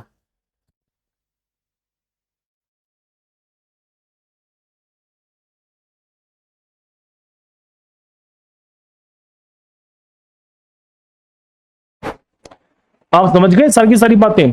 आंध्र प्रदेश के पॉइंट को मैंने समझा दिया साथियों कि आंध्र प्रदेश की स्थापना 2 बार हुई है। भाषा के आधार पे बनने वाला भारत का पहला राज्य आंध्र प्रदेश है 1 अक्टूबर 1953 को। लेकिन जब यहाँ पे राज्य पुनर्गठन आयोग बना, जिसे बोलते हैं फजल अली आयोग, तो उन्होंने दोबारा से मध्य प्रदेश के साथ में आंध्र प्रदेश का निर्माण भी किया है। तो ये बहुत प्यारी बात बता दी है। तो भारत के हम जब बात करते हैं तो मध्य प्रदेश के अलावा ये वो राज्य हैं जिनके स्थापना दिवस भी यहाँ पे 1 नवंबर को मनाई जाती है, जिसमें मध्य प्रदेश, छत्तीसगढ़, कर्नाटका, आंध्र प्रदेश, केरलम, पंजाब और हरियाणा को शामिल किया गया। क्लियर सारी बातें। इससे पहले यहाँ पे तमिलनाडु राज्य भी था, लेकिन तमिलनाडु राज्य ने बाद में अपना स्थापना दिवस अलग कर दिया और उसको बना दिया 18 जुलाई को। पहले तमिलनाडु राज्य भी था, मैं ये बताना चाहता हूं, ठीक है। क्लियर सारी बातें। ये वो पॉइंट है जो आपको समझने पड़ेंगे एग्जामिनेशन के पॉइंट ऑफ व्यू से, ठीक है। चलिए, अब आते हैं इस वाले मुद्दे पर। ये मुद्दा देखिए, तो जैसा मैंने आपको समझाया अभी थोड़ी देर पहले कि मध्य प्रदेश का जो स्थापना है ये कब हुई है, तो मध्य प्रदेश का साथियों गठन किया गया है 1 नवंबर 1956 को। सीधी सीधी बात है। अब मुद्दा बनता है कि किसके द्वारा किया गया, तो मैंने बताया साथियों कि मध्य प्रदेश का निर्माण हुआ है राज्य पुनर्गठन आयोग के द्वारा, और इसी आयोग को हम क्या बोलते हैं, फजल अली आयोग भी कहते हैं, क्योंकि इसके अध्यक्ष कौन थे यहाँ पे, जस्टिस फजल अली। अब मैं बताना चाहता हूं कि जब जस्टिस फजल अली ने अपनी रिपोर्ट सौंपी तो भारत में साथियों राज्यों का निर्माण किया जाता है। अब राज्यों का निर्माण ऐसे नहीं है कि मुंह उठा के बोल दिया कि नया राज्य बनाएंगे, इसके लिए बाकायदा संवैधानिक संशोधन किए जाते हैं। तो 1956 में साथियों संवैधानिक संशोधन हुआ है, 7वां संवैधानिक संशोधन। सुन लो, यहीं से क्वेश्चन बनेगा कि फजल अली आयोग के द्वारा कौन सा संवैधानिक संशोधन करवाया गया था। तो सातवां संवैधानिक संशोधन हुआ था 1956 में, और इस सातवें संवैधानिक संशोधन के द्वारा वर्ष 1956 में मध्य प्रदेश का निर्माण किया गया। तो मध्य प्रदेश का निर्माण यहां पे कैसे हुआ है? सातवें संवैधानिक संशोधन से। अच्छा भैया ये बता दो कि सातवें संवैधानिक संशोधन से अकेला मध्य प्रदेश बना है या बाकी और राज्य भी बने हैं? नहीं, सातवें संवैधानिक संशोधन से साथियों भारत के अंदर टोटल यहां पे 14 राज्य और यहां पे 6 केंद्र शासित प्रदेशों का निर्माण किया गया था, जिसमें से हम किसकी बात कर रहे हैं? मध्य प्रदेश की बात कर रहे हैं। क्लियर सारी बातें, गलतियां नहीं करना, पहले बता रहा हूं। चलो, तो 1 नवंबर 1956 को जब मध्य प्रदेश बना, अच्छा भैया आप मुझे बताओ कि ये 14 राज्य के नाम क्या हैं, ये 6 केंद्र शासित प्रदेश क्या हैं, इनके नाम बता दो। बेटा सुनना ध्यान से, मैंने क्या कहा था? आज मैं आपको यहाँ पे पढ़ा रहा हूँ सामान्य परिचय। अगर मैंने यहाँ पे इतना डिटेल में पढ़ाना शुरू कर दिया तो ये सामान्य तो रहेगा नहीं, ये असामान्य परिचय हो जाएगा, है कि नहीं? तो ये मैं बता दूं साथियों, ये पूरा टॉपिक है हमारे पास में। मैंने बताया ना कि हम जब मध्य प्रदेश की बात करते हैं, मध्य प्रदेश के गठन के बारे में, इसके बाद साथियों हमारे पास में जो नेक्स्ट चैप्टर पढ़ेंगे, मतलब सामान्य परिचय के बाद साथियों जो नेक्स्ट चैप्टर हमारा है, नेक्स्ट टॉपिक है, वो यही है। और मैं आपको इसको बहुत डिटेल से पढ़ाने वाला हूं, कतई जहरीला डिटेल से पढ़ाने वाला हूं, टेंशन मत लेना। तो ये सब चीजें मैं वहां पे बताने वाला हूं। आज हम क्या करने वाले हैं, बस इतना समझने वाले हैं कि मध्य प्रदेश कैसे बना है, क्या बना है, किस तरह से बना है, ये सामान्य परिचय है। तो सामान्य परिचय को बेटा सामान्य रहने दीजिए। अगर मैं ज्यादा डिटेल में चला गया, कहानियां हैं मेरे पास में, ऐसा नहीं कि राज्य बड़ी आसानी से आ गए थे, राज्य के लिए बेटा बड़ी आनातानी हुई है। कुछ राज्य ने हंसी हंसी अपने अपने क्षेत्र को दे दिया, किसी राज्य ने तानातनी की थी, ये सब पढ़ने वाले हम लोग, है ना। चलिए, तो मैंने बताया आपको कि फजल अली आयोग के द्वारा भारत में हमारे मध्य प्रदेश का निर्माण हुआ था। अब जब 1 नवंबर 1956 की बात करते हैं तो 1 नवंबर 1956 को भारत का सबसे बड़ा राज्य है किस आधार पे साथियों? क्षेत्रफल के आधार पे। वर्तमान मध्य प्रदेश की बात करते हैं तो मध्य प्रदेश यहां पे दूसरा सबसे बड़ा राज्य है। लेकिन 1 नवंबर 1956 को जब मध्य प्रदेश बना है तो उस समय पूरे भारत का क्षेत्रफल की दृष्टि से सबसे बड़ा राज्य कौन सा है? मध्य प्रदेश है। क्लियर सारी बातें। कहा जाता है कि उस समय मध्य प्रदेश का क्षेत्रफल था 4,43,446 वर्ग किलोमीटर, 4,43,446 स्क्वायर किलोमीटर, जो टोटल भारत के, जो पूरे भारत के तकरीबन 13.4949% भूभाग पर था। मतलब ये जो मध्य प्रदेश है उसमें टोटल भारत का तकरीबन यहाँ पे 13.5% जो लैंडमास है वो अकेला सिर्फ और सिर्फ मध्य प्रदेश पर था। ठीक है, जब मध्य प्रदेश का निर्माण हुआ 1956 में, 1 नवंबर 1956 को, तो उस समय मध्य प्रदेश में कितने संभाग थे साथियों? तो उस समय मध्य प्रदेश में थे यहाँ पे 8 संभाग और जिलों की संख्या थी 43। ये समझिएगा कि 1 नवंबर 1956 को मध्य प्रदेश में कितने संभाग थे? 8 संभाग थे। कितने जिले थे साथियों? 43 जिले थे। वर्तमान मध्य प्रदेश की बात करते हैं तो वर्तमान मध्य प्रदेश में साथियों 10 संभाग हैं और यहाँ पे जिलों की संख्या है 55। क्लियर सारी बातें। अच्छा, मध्य प्रदेश में अधिकतम कितने जिले हो चुके हैं? तो मध्य प्रदेश में साथियों अधिकतम जिलों की संख्या है 61। तो अब कम कैसे है? यही तो मजेदार चीजें हैं, आइए यहां समझेंगे। क्या इतनी सी बात क्लियर हो गई है? बोलो हाँ या ना। ठीक है, तो मैं बता दूं सीधे सीधे, मैं रिपीट कर देता हूं दोबारा से कि मध्य प्रदेश का गठन हुआ है 1 नवंबर 1956 को। किस आयोग के द्वारा? राज्य पुनर्गठन आयोग के द्वारा। इसे क्या बोलते हैं? फजल अली आयोग भी कहते हैं। कौन सा संवैधानिक संशोधन किया गया? 7वां संवैधानिक संशोधन। जब मध्य प्रदेश बना तो मध्य प्रदेश यहाँ पे क्षेत्रफल के आधार पे, जनसंख्या के आधार पे, क्षेत्रफल के आधार पे भारत का सबसे बड़ा राज्य था। उस समय मध्य प्रदेश का क्षेत्रफल था 4,43,446 वर्ग किलोमीटर, जो पूरे भारत के भूभाग का तकरीबन 13.5% है। मध्य प्रदेश में उस समय 8 संभाग और 43 जिले थे। क्लियर सारी बातें। अब देखिए, ये दिया गया उस समय का मैप। किस समय का मैप? अनडिवाइडेड मध्य प्रदेश। बहुत सारी बातें पढ़ने वाले। देखिए, तो हम जब बात करते हैं अविभाजित मध्य प्रदेश के बारे में, अब ये कब से कब तक रहा है? देखो ध्यान से, तो ये साथियों रहा है हमारे पास में 1 नवंबर 1956 से लेके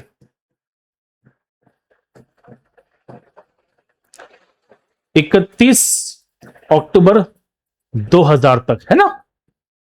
ये हमारे पास में मध्य प्रदेश है। और कब से कब तक है बताओ? तो ये मध्य प्रदेश है साथियों 1 नवंबर 1956 से लेके 31 अक्टूबर 2000 तक। ये मध्य प्रदेश का मैप रहा है। अब देखिए, यहाँ पे ना कुछ पॉइंट आपको जरा हाईलाइट करने पड़ सकते हैं। यहाँ पे साथियों जिला नजर आएगा जिसे बोलते हैं मुरैना जिला। ये उस समय मध्य प्रदेश का सबसे उत्तरी बिंदु हुआ करता था। इसी प्रकार से यहाँ पे जिला है साथियों जिसका नाम है अलीराजपुर। मैं आपको बताना चाहता हूँ कि अलीराजपुर उस समय नहीं था, उस समय जिला कौन सा था बेटा? झाबुआ। क्लियर सारी बातें। मैं ये बताना ये चाहता हूं साथियों कि इस समय यहाँ पे जो जिला था वो कौन सा था हमारे पास में, झाबुआ। इस समय अलीराजपुर जिला नहीं था, उस समय अलीराजपुर जिला नहीं था, ठीक है। जिला कौन सा था, झाबुआ। अलीराजपुर तो बाद में बना है, 2008 में बना है। चलिए, इस समय मध्य प्रदेश का साथियों सबसे दक्षिणी जिला कौन सा है, तो उस जिले का नाम है सुकमा, जो वर्तमान में किस में आता है, तो वर्तमान के छत्तीसगढ़ में आता है।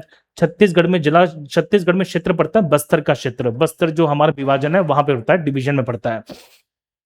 और मध्य प्रदेश का सबसे पूर्वी बिंदु है, इसका नाम है जसपुर, जो वर्तमान के छत्तीसगढ़ में आता है, ठीक है। अब आप जरा यहां पे समझो, यही से सबसे ज्यादा क्वेश्चंस बन जाते हैं। ये वो मैप है जो अविभाजित मध्य प्रदेश का, ये वर्तमान मध्य प्रदेश का नहीं है। अभी आपको मैं कंपैरिजन बताऊंगा कि पुराने मध्य प्रदेश में और यहाँ पे नए मध्य प्रदेश में क्या कंपैरिजन है, वहां से सीधी सीधे क्वेश्चन बन जाते हैं। तो पुराने मध्य प्रदेश का सबसे उत्तरी बिंदु था मुरैना, सबसे पश्चिमी बिंदु था साथियों झाबुआ। अलीराजपुर नहीं है, क्योंकि उस समय अलीराजपुर का गठन नहीं हुआ था। अलीराजपुर साथियों बना है 2008 के अंदर, ठीक है। क्लियर सारी बातें, 17 मई 2008 को, समझिए ध्यान से। इसी तरह से हम जब बात करते हैं पूर्वी बिंदु के बारे में, तो मध्य प्रदेश का पूर्वी बिंदु है जसपुर और दक्षिणी बिंदु था यहाँ पे सुकमा, यहाँ पे लिखा हुआ है देखो। तो उस समय साथियों पूर्व से पश्चिम की लंबाई थी 996 किलोमीटर की। इसका मतलब क्या है, मैं जरा लिख के बताता हूं, देखो ध्यान से।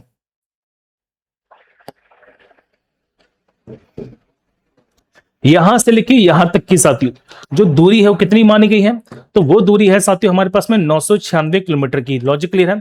तो उत्तर से दक्षिण की दूरी या फिर पूर्व से पश्चिम की दूरी, पूर्व से पश्चिम की दूरी, ये दूरी जो है वो 996 किलोमीटर की है, गलती मत करना।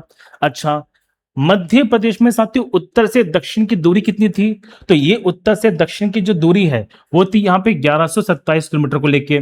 मैं आपको ये बताना चाहता हूं बेटा कि इसको लेके बहुत सी किताबें गलत बताती हैं।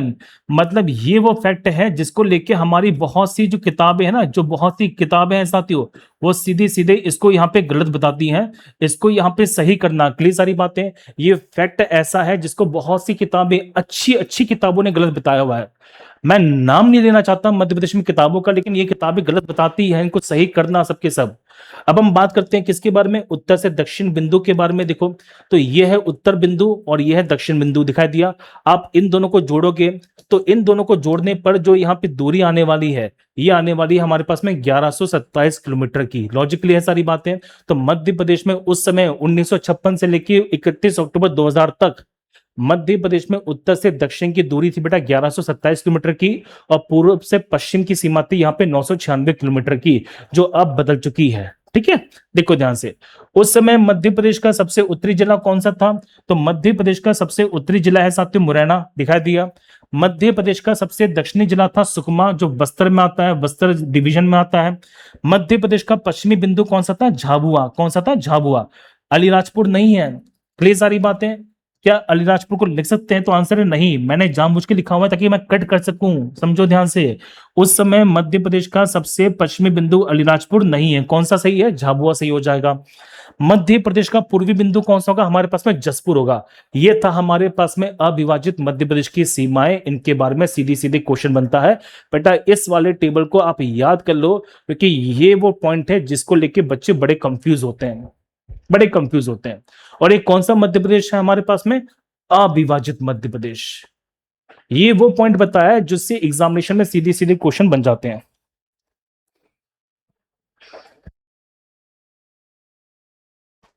ठीक है। क्लियर सारी बातें।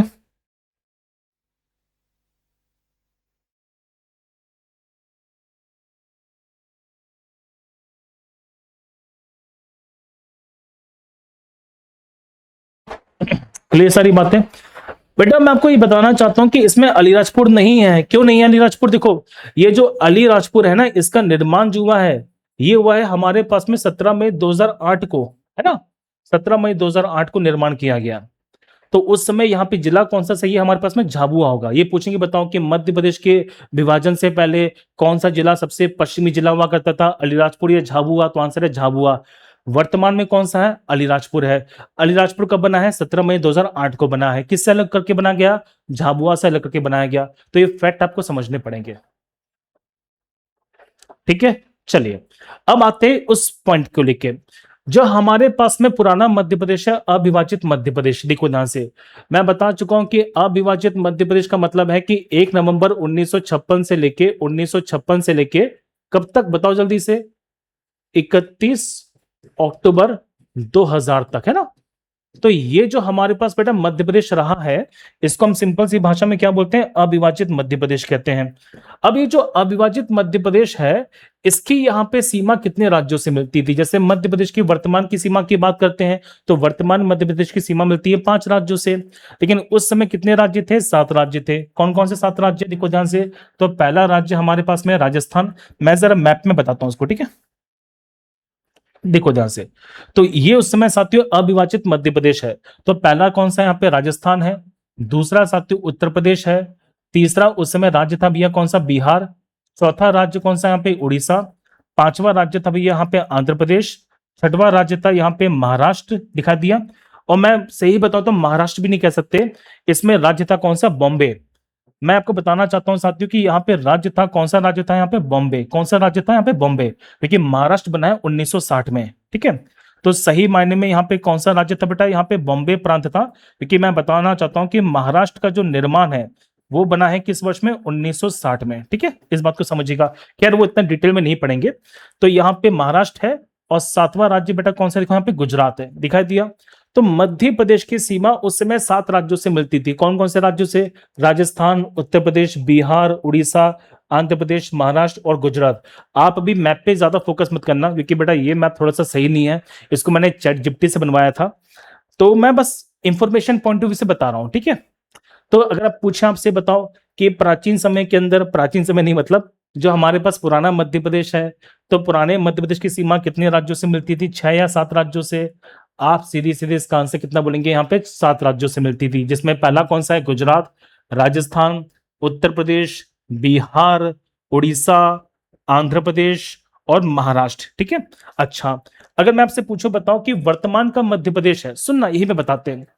अगर मैं आपसे पूछूं बताऊं कि वर्तमान का जो मध्य प्रदेश है उसकी सीमा कितने राज्यों से मिलती है, तो वर्तमान की साथियों जो सीमा मिलती है वो मिलती है कितने राज्यों से, 5 राज्यों से मिलती है। वर्तमान मध्य प्रदेश की सीमा मिलती है 5 राज्यों से।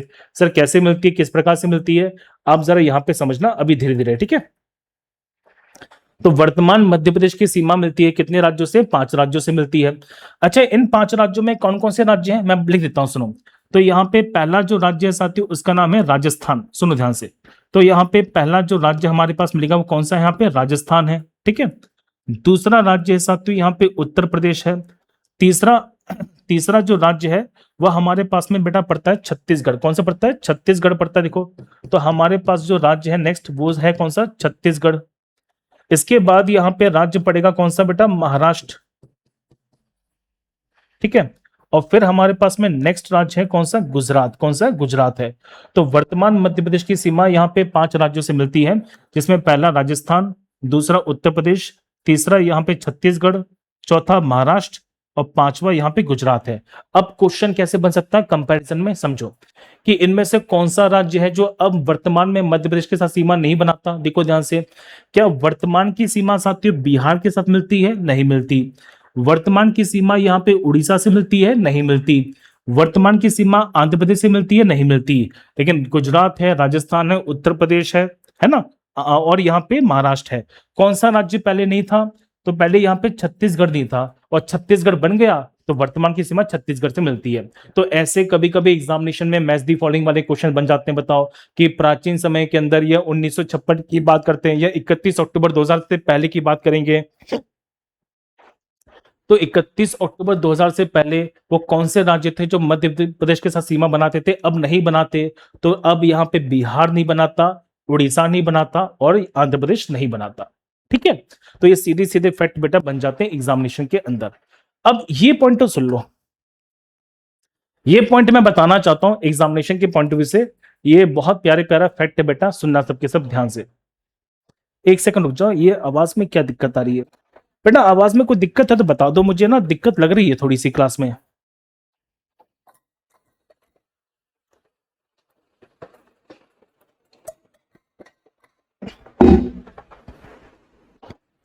मुझे ना क्लास में थोड़ी सी दिक्कत लग रही है, बताओ जल्दी से, आवाज क्लियर है मेरी।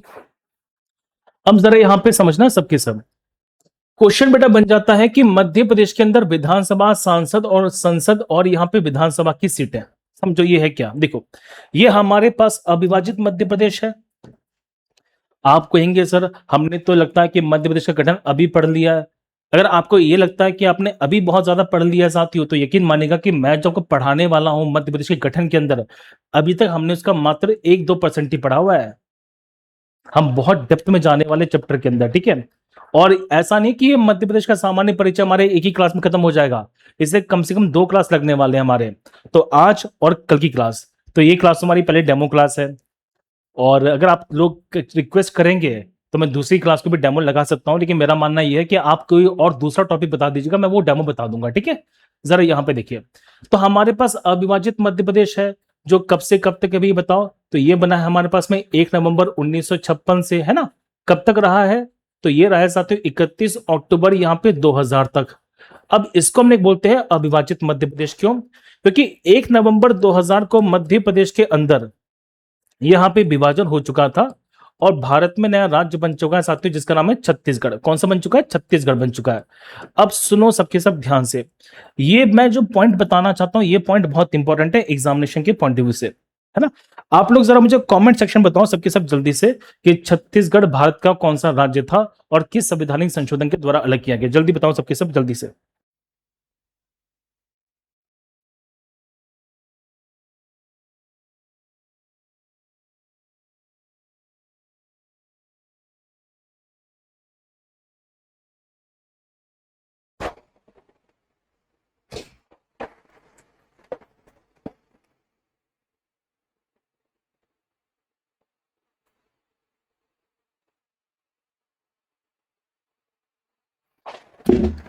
बताइए सबके सब।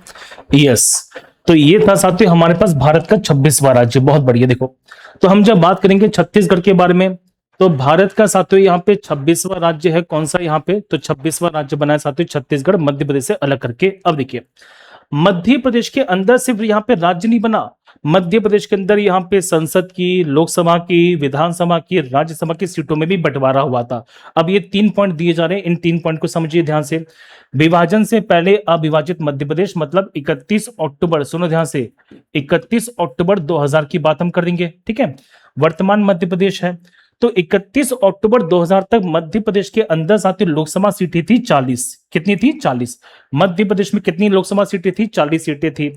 मध्य प्रदेश के अंदर राज्यसभा की सीटें थी यहाँ पे 16, और मध्य प्रदेश में विधानसभा सीटें थी 320। इस फैक्ट को बस याद कर लो अभी सबके सब। ये सीधी सीधी क्वेश्चन बन जाता है कि 1 नवंबर 2000 की जब बात करेंगे तो छत्तीसगढ़ राज्य बना था।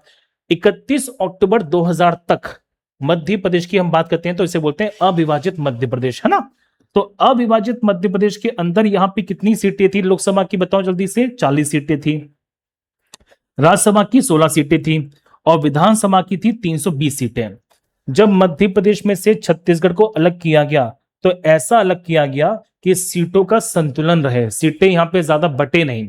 तो क्वेश्चन बनता है कि 40 में से कितनी सीटें हैं जो यहाँ पे छत्तीसगढ़ में चली गई?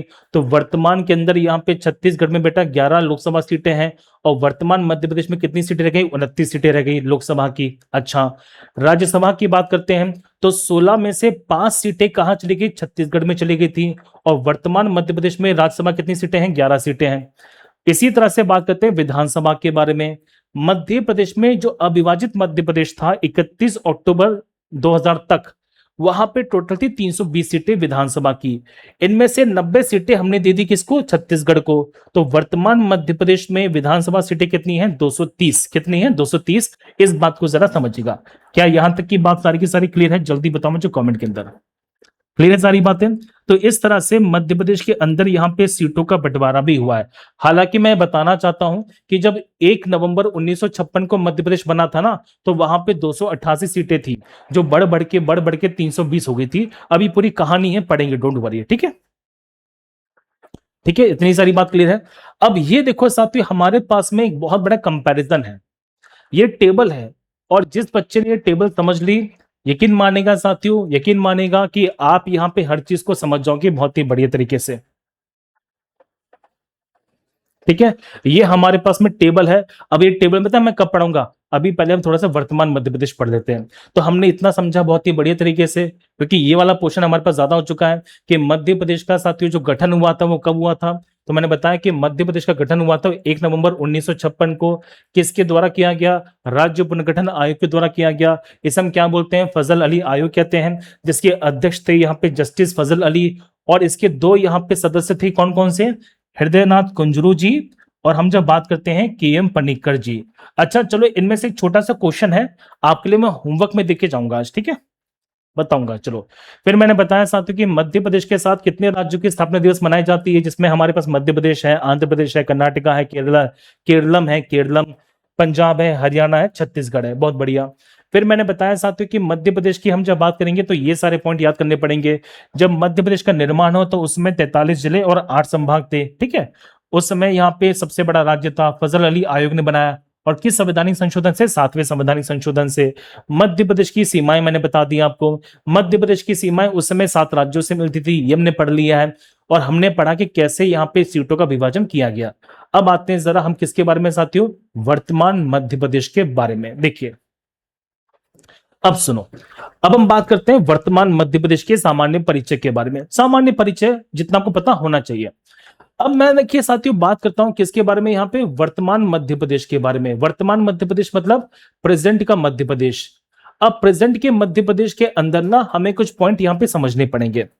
हम ये सारा का सारा जो आंकड़ा ले रहे हैं, ये ले रहे हैं 2011 की जनगणना के आधार पर। क्यों भैया? क्योंकि इसके बाद यहाँ पे जनगणना नहीं हुई है। और जितना भी ऑफिशियल डाटा लिया जाता है, जितना भी साथियों यहाँ पे आधिकारिक डाटा लिया जाता है, वो सारा का सारा जनगणना पे लिया जाता है। तो मैं सारा का सारा जो डाटा आपको पढ़ाने वाला हूं, ये हम पढ़ेंगे ऑफिशियल, मतलब जनगणना के आधार पे पढ़ने वाले हैं, ठीक है। देखो, तो भारत में वर्तमान मध्य प्रदेश की स्थिति क्या है और किस आधार पे साथियों? जनगणना के आधार पे। आओ पहला पॉइंट समझते हैं ध्यान से। ये बताओ जल्दी से कि क्षेत्रफल की दृष्टि से भारत का सबसे बड़ा राज्य कौन सा है? तो क्षेत्रफल की दृष्टि से भारत का वर्तमान में सबसे बड़ा राज्य है यहाँ पे राजस्थान, ठीक है। तो वर्तमान में भारत का सबसे बड़ा राज्य कौन सा? राजस्थान है। जबकि मध्य प्रदेश की बात करेंगे तो क्षेत्रफल की दृष्टि से भारत का दूसरा सबसे बड़ा राज्य कौन सा है साथियों? मध्य प्रदेश है।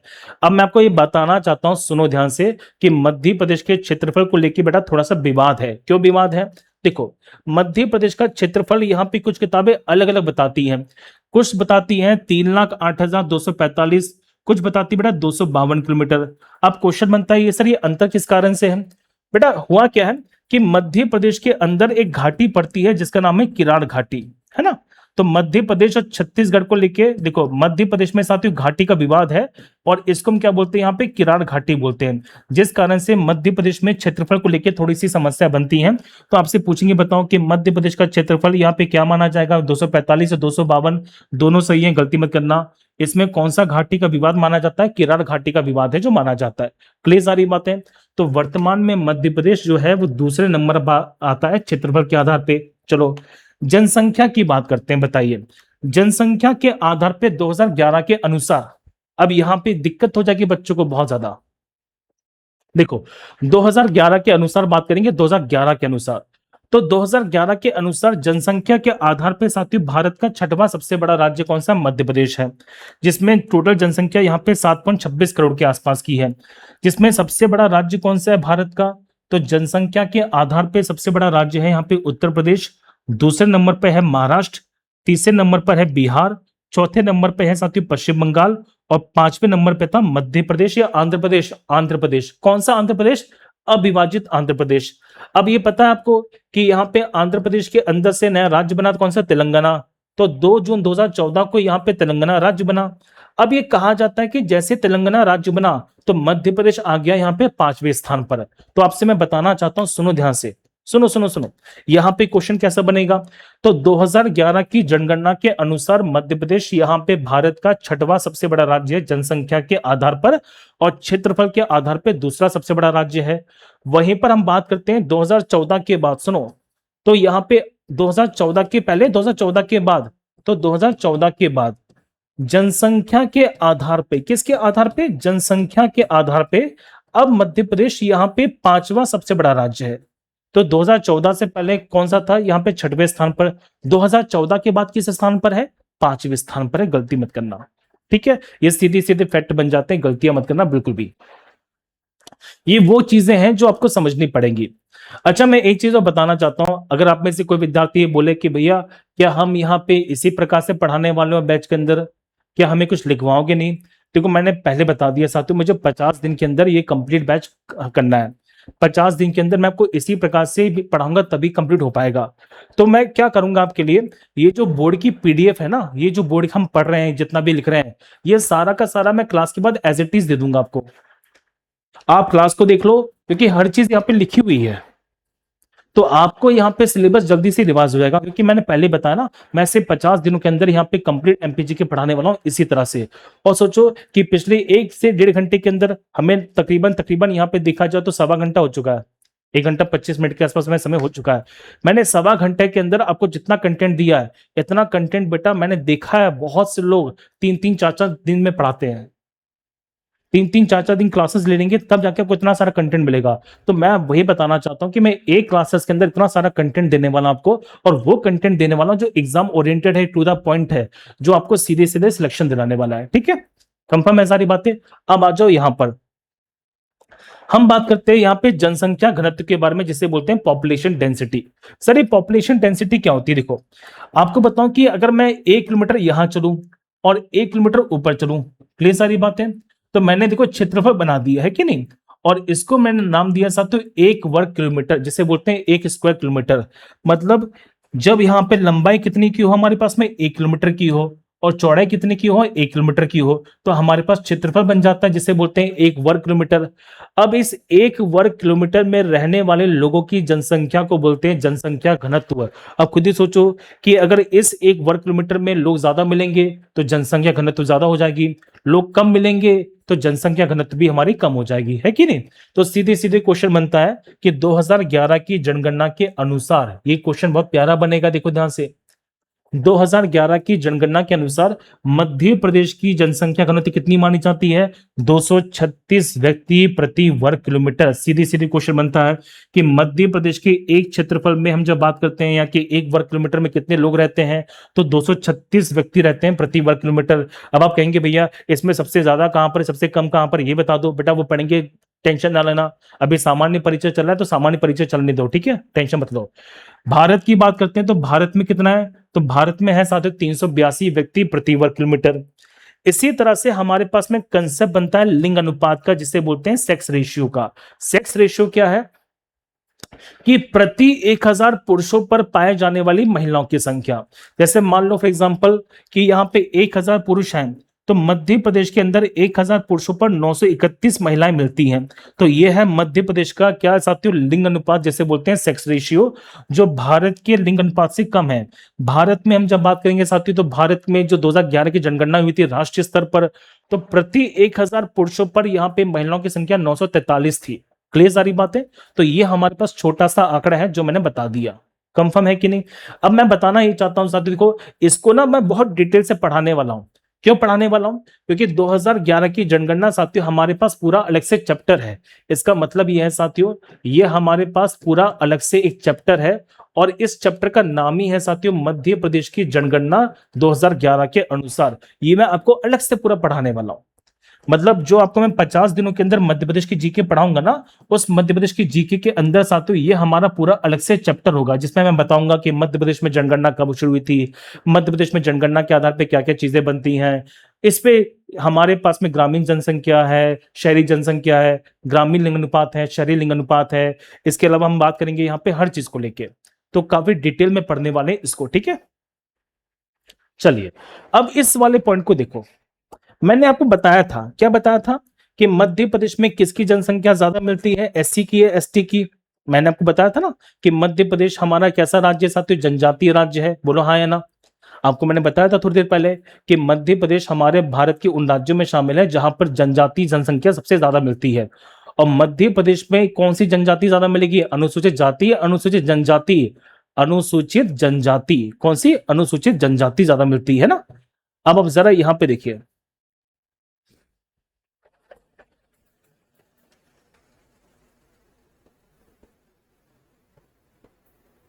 देखिए, मैंने बताया था कि मध्य प्रदेश यहाँ पे जनजाति प्रदेश है और मध्य प्रदेश के अंदर यहाँ पे अनुसूचित जनजाति की जो संख्या है, अनुसूचित जनजाति की जो संख्या है साथियों, वो अनुसूचित जाति की संख्या से कैसी मानी गई है, ज्यादा मानी गई है।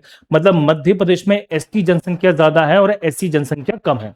अब यहीं से बनता हमारे पास क्वेश्चन, देखो ध्यान से सबके सब, ये हमारे पास साथियों मैप है किसका, वर्तमान मध्य प्रदेश का। सुनना सबके सब, ये हमारे पास बेटा मैप दिया गया है किसका, वर्तमान मध्य प्रदेश का।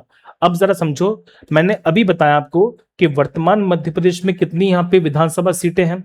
तो वर्तमान मध्य प्रदेश के अंदर विधानसभा सीटों की संख्या कितनी है साथियों, 230। बोलो जल्दी से हाँ या ना, कि मध्य प्रदेश के अंदर यहाँ पे विधानसभा सीटें कितनी है वर्तमान में। तो वर्तमान में साथियों यहाँ पे कितनी विधानसभा सीटें हैं, 230। कितनी है, 230 सीटें हैं। अब समझिए, ये हमारे पास मैप है साथियों यहाँ पे लोकसभा का, सॉरी। तो वर्तमान मध्य प्रदेश में कितनी लोकसभा सीटें हैं, तो वर्तमान मध्य प्रदेश के अंदर लोकसभा सीटें हैं साथियों 29। कितनी है, 29 सीटें हैं। अब देखिए ध्यान से, तो वर्तमान मध्य प्रदेश के अंदर लोकसभा की सीटें हमारे पास 29 है, ये साफ साफ नजर आएगा। पहले कितनी थी, 40, अभी कितनी है, 29। अब देखो, इन 29 सीटों में से 19 सीटें हमारे पास जनरल की मानी जाती हैं, ठीक है। इन 29 सीटों में से 4 सीटें जो है वो यहाँ पे एससी के लिए आरक्षित है, मतलब शेड्यूल कास्ट के लिए आरक्षित है। तो मध्य प्रदेश में कितनी लोकसभा सीटों पर साथियों एससी आरक्षण है, 4 सीटों पर। मध्य प्रदेश की 29 लोकसभा सीटों में से कितनी सीटें यहाँ पे एसटी के लिए आरक्षित हैं, अनुसूचित जनजाति के लिए आरक्षित हैं, तो यहाँ पे 6 सीटें। अब जरा समझो सबके सब ध्यान से बोलते, यहाँ पे सीधे सीधे क्वेश्चन बन जाता है कि मध्य प्रदेश में जो एससी आरक्षण है, जिसे बोलते हैं अनुसूचित जनजाति का जो आरक्षण है, अनुसूचित जाति का जो आरक्षण है एससी का, तो मध्य प्रदेश में साथियों यहाँ पे 29 में से 4 सीटों पर एससी आरक्षण है, जिसमें से पहली सीट कौन सी है, भिंड की, दूसरी है हमारे पास में टीकमगढ़, तीसरा है साथियों उज्जैन, और चौथा हमारे पास में कौन सा, देवास। तो मध्य प्रदेश में भिंड, टीकमगढ़, उज्जैन, देवास कौन सी लोकसभा सीटें हैं, एससी है, एसटी, तो आंसर है एससी। लॉजिकली ये सारी बातें ठीक है। मध्य प्रदेश की जब बात करेंगे साथियों, तो मध्य प्रदेश के अंदर यहाँ पे 6 सीटें हैं जो एसटी एससी पर या एसटी पर आरक्षित की गई हैं, अनुसूचित जाति पर या अनुसूचित जनजाति पर, अनुसूचित जनजाति पर, जिसमें से पहली सीट हमारे पास कौन सी है, शहडोल है, दूसरी मंडला, तीसरी साथियों बैतूल, फिर यहाँ पे रतलाम, धार, और हम बात करते हैं खरगोन के बारे में। तो मध्य प्रदेश में साथियों 6 सीटें हैं जहां पर एसटी आरक्षण दिया गया लोकसभा के अंदर, विधानसभा के अंदर, लोकसभा के अंदर, जिसमें शहडोल, मंडला, बैतूल, खरगोन, धार और रतलाम शामिल है। मध्य प्रदेश की 4 सीटें हैं जहां पर एससी आरक्षण दिया गया है लोकसभा के अंदर, भिंड, टीकमगढ़, उज्जैन, देवास में। और मध्य प्रदेश में कितनी सीटें हैं जो सामान्य के लिए, 19 सीटें हैं। कंफर्म है। मध्य प्रदेश में लोकसभा में कौन सा आरक्षण ज्यादा है, एसटी का या एससी का, एसटी आरक्षण। देखो ध्यान से, एसटी में कितनी है, 6, एससी में कितनी है, 4। समझ गए, गलती नहीं करना, पहले बता रहा हूं, ठीक है। चलो इसका बताओ जल्दी से, इसको देखो सबके सब ध्यान से, इसको देखो एक बार, पहले समझो पढ़ो फिर मैं बताता हूं उसको सारी बातें।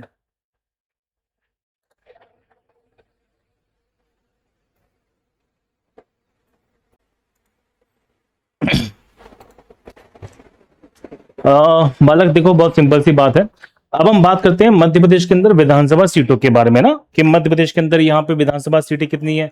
अभी हमने बात की थी यहाँ पे लोकसभा सीटों के बारे में, अब हम बात करते हैं कि मध्य प्रदेश में विधानसभा सीटों में किस प्रकार से आरक्षण और किस प्रकार से सामान्य सीटों की बात यहाँ पे की जा रही है, ठीक है। अच्छा, मैं एक चीज बताऊं कि एप्लीकेशन वाले कमेंट्स तो मुझे नजर आ रहे हैं बेटा, मैं यूट्यूब वाले कमेंट्स को भी देख नहीं पा रहा हूँ, क्योंकि ये क्लास जो है ना हमारी हमारी बेटा जो है, हाँ बेटा मैप थोड़ा सा रॉन्ग है, क्यों है, क्योंकि वो चैट जीपीटी वाले मैप बनते हैं। मैं आपको बता दूं बेटा, यूट्यूब वाले कमेंट्स मैं देख लूंगा बाद में जब हमारी क्लास खत्म होगी, अभी क्योंकि मेरे सामने सिर्फ एप्लीकेशन का पोर्टल खुला हुआ है ना। चलो अब देखो ध्यान से, हम बात करते हैं साथियों विधानसभा सीटों के बारे में। अब जैसा आप जानते हैं कि वर्तमान के अंदर मध्य प्रदेश में कितनी विधानसभा सीटें हैं, तो टोटल हमारे पास में साथियों विधानसभा सीटें हैं 320, है ना। वर्तमान की जब बात करेंगे तो वर्तमान के अंदर यहाँ पे 320 विधानसभा सीटें होने वाली है मध्य प्रदेश में। अब देखो सॉरी, 230 सीटें होने वाली है, क्योंकि 320 तो पहले थी। इनमें से 90 सीटें कहां चली गई, छत्तीसगढ़ में चली गई। तो छत्तीसगढ़ के बाद वर्तमान के अंदर मध्य प्रदेश में विधानसभा सीटें कितनी हमारे पास में, 230 होने वाली है। अब जरा समझो, इन 230 सीटों में से 148 सीट हैं जो जनरल कैटेगरी में आती है, मतलब जनरल सीटें हैं, इस पर किसी प्रकार से कोई भी रिजर्वेशन नहीं दिया गया, ठीक है।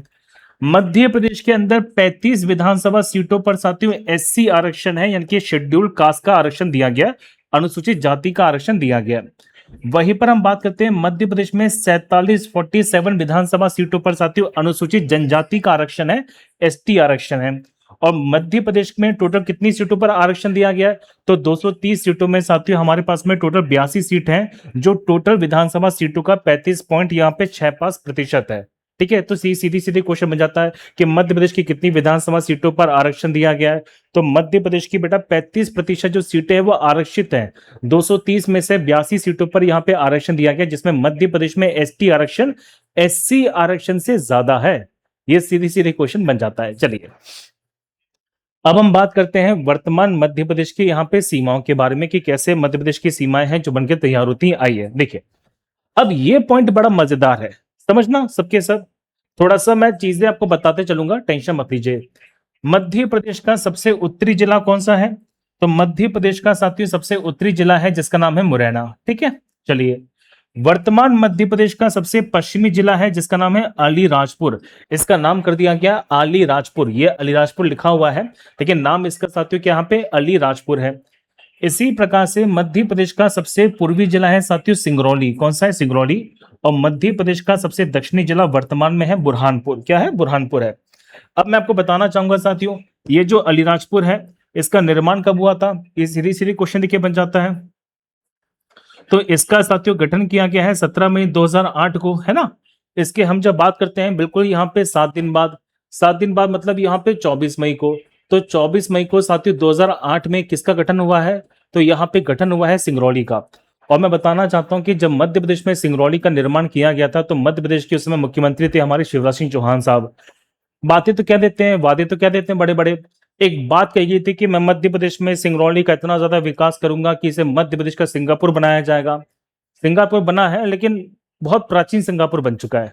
अब जरा यहाँ पे देखिए, अब मध्य प्रदेश की सीमाओं की अगर मैं बात करूं तो मध्य प्रदेश की उत्तर से दक्षिण और पूर्व से पश्चिमी सीमा पूछेंगे। उत्तर से दक्षिण की साथियों जो लंबाई है वो है हमारे पास में 605 किलोमीटर की। पूर्व से पश्चिम की जो लंबाई है वो 870 किलोमीटर की है। तो सीधी सीधी क्वेश्चन बेटा यहां से बन जाता है। ठीक है, क्लियर सारी बातें, तो गलती मत करना, ये पॉइंट मैंने बता दिया। अब हमारे पास एक छोटा सा प्यारा सा कंसेप्ट है किसके बारे में? समय को लेके। आपको बताऊं कि विश्व के अंदर समय का जो निर्माण है वो कहां से किया जाता है? तो विश्व में साथियों समय निकालते हैं जीएमटी से। कहां से निकालते हैं? जीएमटी से। और जीएमटी का मतलब होता है 0 डिग्री देशांतर रेखा। ये बहुत प्यारा पॉइंट बनेगा कि इसको हम क्या बोलते हैं साथियों? तो इसको हम सिंपल सी भाषा में 0 डिग्री देशांतर बोलते हैं। That is known to be a 0 degree longitude, है ना। भारत की बात करेंगे तो भारत इसके पश्चिम में है, पूरब में है। ये भारत इसके पूरब में है। और भारत का मान कितना है? तो भारत का बेटा मान बढ़ता है 82.5 डिग्री यहाँ पे पूर्वी देशांतर, जिसको हम सिंपल सी भाषा में ईस्ट यहाँ पे लॉन्गिट्यूड बोलते हैं। अब मुद्दा बनता है कि भारत जो है वो जीएमटी से 5.5 घंटा आगे है। अब क्वेश्चन यही बन जाता है कि भारत यहाँ पे जीएमटी से 5.5 घंटा आगे कैसे है? तो मैं इसको यहाँ पे थोड़ा सा कंसेप्ट है जो आपको समझाना चाहता हूँ। देखो बहुत प्यारा कंसेप्ट है ये, हमारे ना बेटा ज्योग्राफी वाला कंसेप्ट है जो आपको मैं यहाँ पे बताना चाहता हूँ। ठीक है, देखो आपको यहाँ पे समझना कि हमारे पृथ्वी पर साथियों हम जो यहाँ पे समय का मापन करते हैं, सुनना सबके सब ध्यान से। तो समय का जो मापन किया जाता है ये किया जाता है साथियों कौन सी रेखाओं से? तो ये सारा का सारा किया जाता है देशांतर रेखाओं से। ठीक है, मतलब जितना भी हमारी पृथ्वी पर टाइम का मेजरमेंट किया जाएगा, सुनना टाइम को हम जो मेजर करते हैं ये सारा का सारा मेजरमेंट किया जाता है किसके द्वारा? तो ये यहाँ पे किया जाता है बेटा यहाँ पे लॉन्गिट्यूड्स के माध्यम से। और जहां से समय का मापन शुरू होता है, जहां से समय का मापन किया जाता है उसको हमने एक नाम दिया साथियों जिसे बोलते हैं 0 डिग्री देशांतर। क्या बोलते हैं? 0 डिग्री देशांतर बोलते हैं, है ना। इस 0 डिग्री देशांतर को ही क्या कहा जाता है? इसी को साथियों हम सिंपल सी भाषा में बोलते हैं जीएमटी। ये बहुत प्यारा पॉइंट है जो बन जाता है। अब एक सिंपल सा कॉन्सेप्ट सुनो, सिंपल सा कॉन्सेप्ट सुनो। हमारी पृथ्वी पर कितनी देशांतर रेखाएं हैं बेटा? तो पृथ्वी पर टोटल 360 देशांतर रेखाएं होती हैं। जब पृथ्वी अपना एक पूरा चक्कर लगाती है, सुनो ध्यान से, जब पृथ्वी अपना एक घूर्णन गति पूरा करती है, घूर्णन गति मतलब जब पृथ्वी के द्वारा यहाँ पे एक चक्कर लगाया जा रहा है कि नहीं? तो पृथ्वी देखिए साथियों जब यहाँ पे घूर्णन करती है, जब यहाँ पे पृथ्वी अपना यहाँ पे चक्कर लगा लेती है, तो पृथ्वी अपना एक चक्कर लगाती है 24 घंटे में। सुनना सबके साथ, देखो तो क्वेश्चन बनता है कि 24 घंटे के अंदर कितना डिग्री घूमेगी, तो आंसर है 360 डिग्री। और मैं बताना चाहता हूं कि हर एक डिग्री के लिए एक देशांतर रेखा है जो बनाई जाती है। तो 24 घंटे में 360 डिग्री है, तो ये बताओ मुझे कि एक घंटे के अंदर यहाँ पे कितना डिग्री हो जाएगा। आप कहेंगे सर 360 बटे में यहाँ पे 24, तो आंसर सीधी सीधे बनेगा 15 डिग्री, है कि नहीं। इसका मतलब ये है कि अगर मैं यहाँ पे 15 डिग्री में बदलाव करता हूं तो सीधे सीधे समय में कितना होगा, यहाँ पे 1 घंटे का बदलाव हो जाएगा। अब सुनो, ये बताओ मुझे कि भारत का समय कितना है। तो भारत का समय साथियों जीएमटी से कितना आगे है, तो 82.5 डिग्री आगे है कि नहीं। अब 82.5 डिग्री पर कितना समय का निर्माण होगा, हमें वो समझना है। आप सिंपल कैलकुलेशन समझो कि 15 डिग्री पर हमारे पास में 1 घंटा है, 30 डिग्री में साथियों यहां पे कितना जाएगा, 2 घंटा जाएगा, 45 डिग्री के अंदर यहाँ पे 3 घंटे जाने वाले हैं, है ना। इसी तरह से हम बात करते हैं 60 डिग्री की, यहाँ पे 5 घंटे का समय है जो जाने वाला है, सॉरी यहाँ पे 4 घंटे का समय है जो जाने वाला है। फिर हमारे पास में 75 डिग्री है, 75 डिग्री में साथियों 5 घंटा हो जाएगा। और हम बात करते हैं 90 डिग्री के बारे में, तो 90 डिग्री में 6 घंटा जाएगा, है कि नहीं। अब ये बताओ मुझे 82.5 कहां पड़ेगा। आप कहेंगे सर 82.5 जो डिग्री है वो 75 और 90 के बीच में आएगा। इसका मतलब है 82.5 डिग्री जो होगा that be line between 75 and 90 degree, है कि नहीं। तो इसके और इसके बीच में पड़ने वाला है, मतलब भारत में लगने वाला समय 5 घंटे से ज्यादा है और 6 घंटे से कम है। अब आप इसके पीछे कंसेप्ट को सुनना। अगर यहां पे मैं कहूं, बताओ कि 1 घंटे के अंदर, ये 15 डिग्री के अंदर 1 घंटा है, सुनो ध्यान से, 15 डिग्री के अंदर यहाँ पे 1 घंटा है, तो 15 का मैंने आधा कर दिया 7.5, तो 7.5 डिग्री में बेटा कितना होगा हमारे पास में, आधा घंटा हो जाएगा। बोलो जल्दी से, बिल्कुल सही बात है। अब आप कॉन्सेप्ट को समझो, मैं 75 में 7.5 को जोड़ू, है ना, 75 में 7.5 को जोड़ू, या मैं 90 में से 7.5 को माइनस करूं, आंसर हमारे पास कितना आएगा, देखो 82.5 डिग्री आने वाला है। लॉजिक क्लियर है, सारी बातें। आप 75 में 75 के अंदर 7.5 को जोड़ दो, या 90 में से 7.5 को माइनस कर दो, आंसर 82.5 आएगा। इसका मतलब है कि 5 घंटे में, या तो यहां पे सीधी सीधी कहा जा रहा है 5 घंटे के अंदर या तो आधा घंटा जोड़ दो, है ना, या 6 घंटे में से आधा घंटा माइनस कर दो, आंसर बनेगा हमारे पास में 5.5 घंटे। तो भारत का जो मानक समय मान है वो 5.5 घंटे इस प्रकार से आया। अब मैं आपको एक बात बताना चाहता हूं, सुनो, अगर मैं इस तरह से बेटा लिख लिख के पढ़ाऊंगा ना, तो हमारा 50 दिन में कभी भी सिलेबस पूरा नहीं होने वाला। यही रीजन है कि मैं यहाँ पे पीपीटीज का इस्तेमाल कर रहा हूं, और जहां पे फैक्ट की आवश्यकता पड़ेगी, जहां पे कंसेप्ट की आवश्यकता पड़ेगी, मैं वहां पर सारे के सारे जो कंसेप्ट हैं आपको समझा दूंगा। तो बिल्कुल भी परेशान इसमें होने की आवश्यकता नहीं है कि नहीं। तो आप यहाँ पे समझो कि मैं इस तरह से कॉन्सेप्ट बताते चलूंगा बीच बीच में, लेकिन हमारा सारा का सारा फोकस पीपीटी पे रहेगा, क्योंकि पीपीटी बेटा मैंने खुद बनाई है, टेंशन मत लीजिएगा, बहुत ही बढ़िया तरीके से।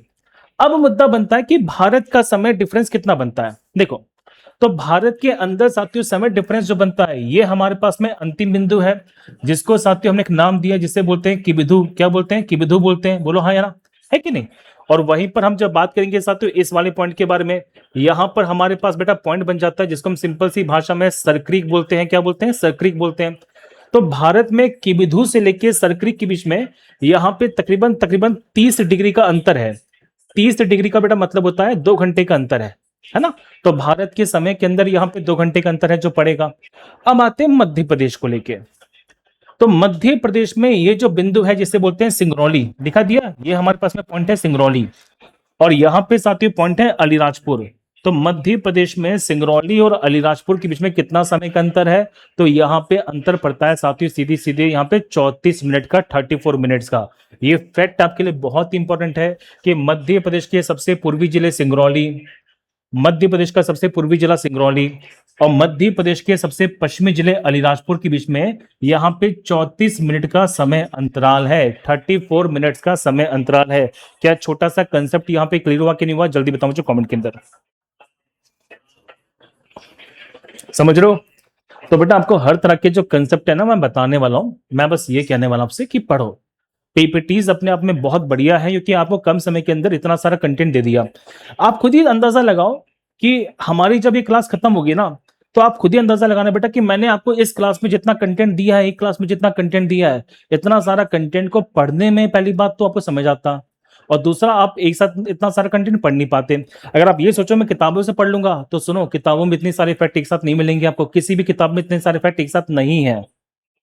ठीक है, देखिए हमारा मतलब ही होता है हम किताबों से बहुत सारी चीजें आपको एक्स्ट्रा बताते हैं। देखो ध्यान से, तो हमने किसके बारे में पढ़ा यहाँ पे साथियों, तो हमने पढ़ा यहाँ पे देखो मध्य प्रदेश के नाम के बारे में, हमने पढ़ा मध्य प्रदेश के गठन के बारे में, हमने पढ़ा साथियों मध्य प्रदेश के यहाँ पे वर्तमान मध्य प्रदेश के बारे में।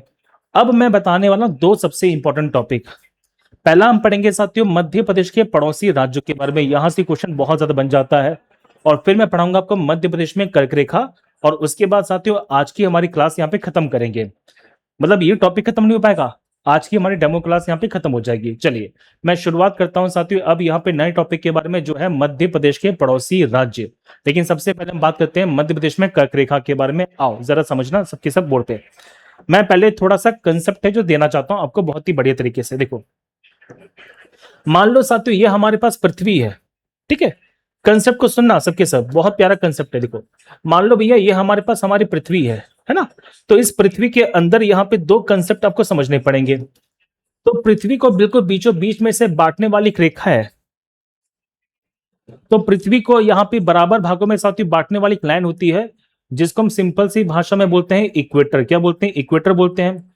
इसी को साथियों कहा जाता है विषुवत रेखा। क्या बोलते हैं? विषुवत रेखा बोलते हैं। और इसी को हम सिंपल सी भाषा में साथियों भूमध्य रेखा भी कहते हैं। क्या बोलते हैं? भूमध्य रेखा कहते हैं। अब ये जो भूमध्य रेखा है इसका मान होता है साथियों 0 डिग्री यहाँ पे अक्षांश। अब ये ना तो उत्तर में है, ये ना दक्षिण में है साथियों, इसका मान क्या है? 0 डिग्री अक्षांश, जिसको हम सिंपल सी भाषा में साथियों 0 डिग्री यहाँ पे लैटिट्यूड के नाम से भी जानते हैं, है ना। अब क्या हुआ है, इस 0 डिग्री अक्षांश ने हमारी पृथ्वी को दो बराबर भागों में तोड़ दिया, उत्तरी गोलार्ध में और दक्षिणी गोलार्ध में। ये सारी बातें, तो हमारी पृथ्वी को दो बराबर भागों में तोड़ने वाली लाइन कौन सी है, या बांटने वाली रेखा कौन सी है? तो बांटने वाली साथियों रेखा है जिसे बोलते हैं विषुवत रेखा। इसके उत्तर में उत्तरी गोलार्ध है और इसके दक्षिण में दक्षिणी गोलार्ध है। नजर आया? अब देखिए अगर मैं यहाँ पे एक रेखा बनाता हूं, सुनो ध्यान से, एक रेखा है जो मैंने यहाँ पे बना दी ऊपर, और एक रेखा बना दी है मैंने कहां पर? नीचे। अब ये दूरी कहां से आई है, तो सुनिए सबके सब ध्यान से। अगर मैं यहां से 23.5 डिग्री ऊपर जाता हूं और मैं यहां पे 23.5 डिग्री नीचे आता हूं, क्लियर सारी बातें, तो 23.5 डिग्री ऊपर जाएंगे। तो अगर मैं 23.5 डिग्री ऊपर चला तो यहां पे साथियों मान बनेगा हमारे पास में 23.5 डिग्री, 23.5 डिग्री, 23.5 डिग्री उत्तरी अक्षांश। लॉजिक क्लियर है? जिसको हम सिंपल सी भाषा में साथियों नॉर्थ लैटिट्यूड बोल सकते हैं। और नीचे आने पर यहाँ पे मान बनेगा साथियों 23.5 डिग्री यहाँ पे दक्षिणी अक्षांश, है ना, जिसको हम सिंपल सी भाषा में साउथ लैटिट्यूड भी बोल सकते हैं। अब यहाँ पे दो रेखाएं हैं जो बनने वाली हैं। यहाँ पे साथियों इस रेखा को हमने एक नाम दिया जिसे बोलते हैं कर्क रेखा। क्या बोलते हैं? कर्क रेखा बोलते हैं। वैसे मैं बताना चाहता हूं साथियों, सुनो, अगर आप यहाँ पे ज्योग्राफी के स्टूडेंट होंगे तो इसे हम कर्क रेखा नहीं बोलते। सर क्या बात करो, हमने तो आज तक इतिहास में सब कर्क रेखा पढ़ा हुआ है। मैं वही तो बोल रहा हूँ, तो मैं बहुत कुछ पढ़ने की आवश्यकता है अभी। इसका सही नाम है साथियों जिसे बोलते हैं कर्क वृत्त। क्या बोलते हैं? कर्क वृत्त बोलते हैं, जिसको हम सिंपल सी भाषा में साथियों बोलते हैं ट्रॉपिक ऑफ कैंसर। क्या बोलते हैं? ट्रॉपिक ऑफ कैंसर बोलते हैं। लॉजिक क्लियर है? तो इसको हम क्या बोलते हैं साथियों? ट्रॉपिक ऑफ कैंसर बोलते हैं। अगर आपसे क्वेश्चन पूछ लिया जाए, बताओ कि हमारे मध्य प्रदेश की बात करेंगे तो मध्य प्रदेश में कौन सी रेखा है जो निकलती है, तो मध्य प्रदेश से बेटा निकलने वाली जो रेखा है उसका नाम है कर्क रेखा, जिसको हम सिंपल सी भाषा में क्या बोलते हैं? कर्क वृत्त बोलते हैं। इसका मान कितना है? इसका मान होता है 23.5 डिग्री उत्तरी अक्षांश। मतलब इसमें किसी प्रकार से दक्षिणी रेखा देखने को नहीं मिलने वाली। समझ में आ गई छोटी सी बात? अच्छा, नीचे वाले पॉइंट को देखो, इस वाली लाइन को बेटा क्या कहा जाता है? तो हम सिंपल सी भाषा में साथियों इसको नाम देते हैं जिसे बोलते हैं मकर रेखा, है ना। लेकिन मैं बताना चाहता हूं साथियों, इसे हम मकर रेखा नहीं बोलते, इसको हम सिंपल सी भाषा में वृत्त बोलते हैं, सर्कल बोलते हैं।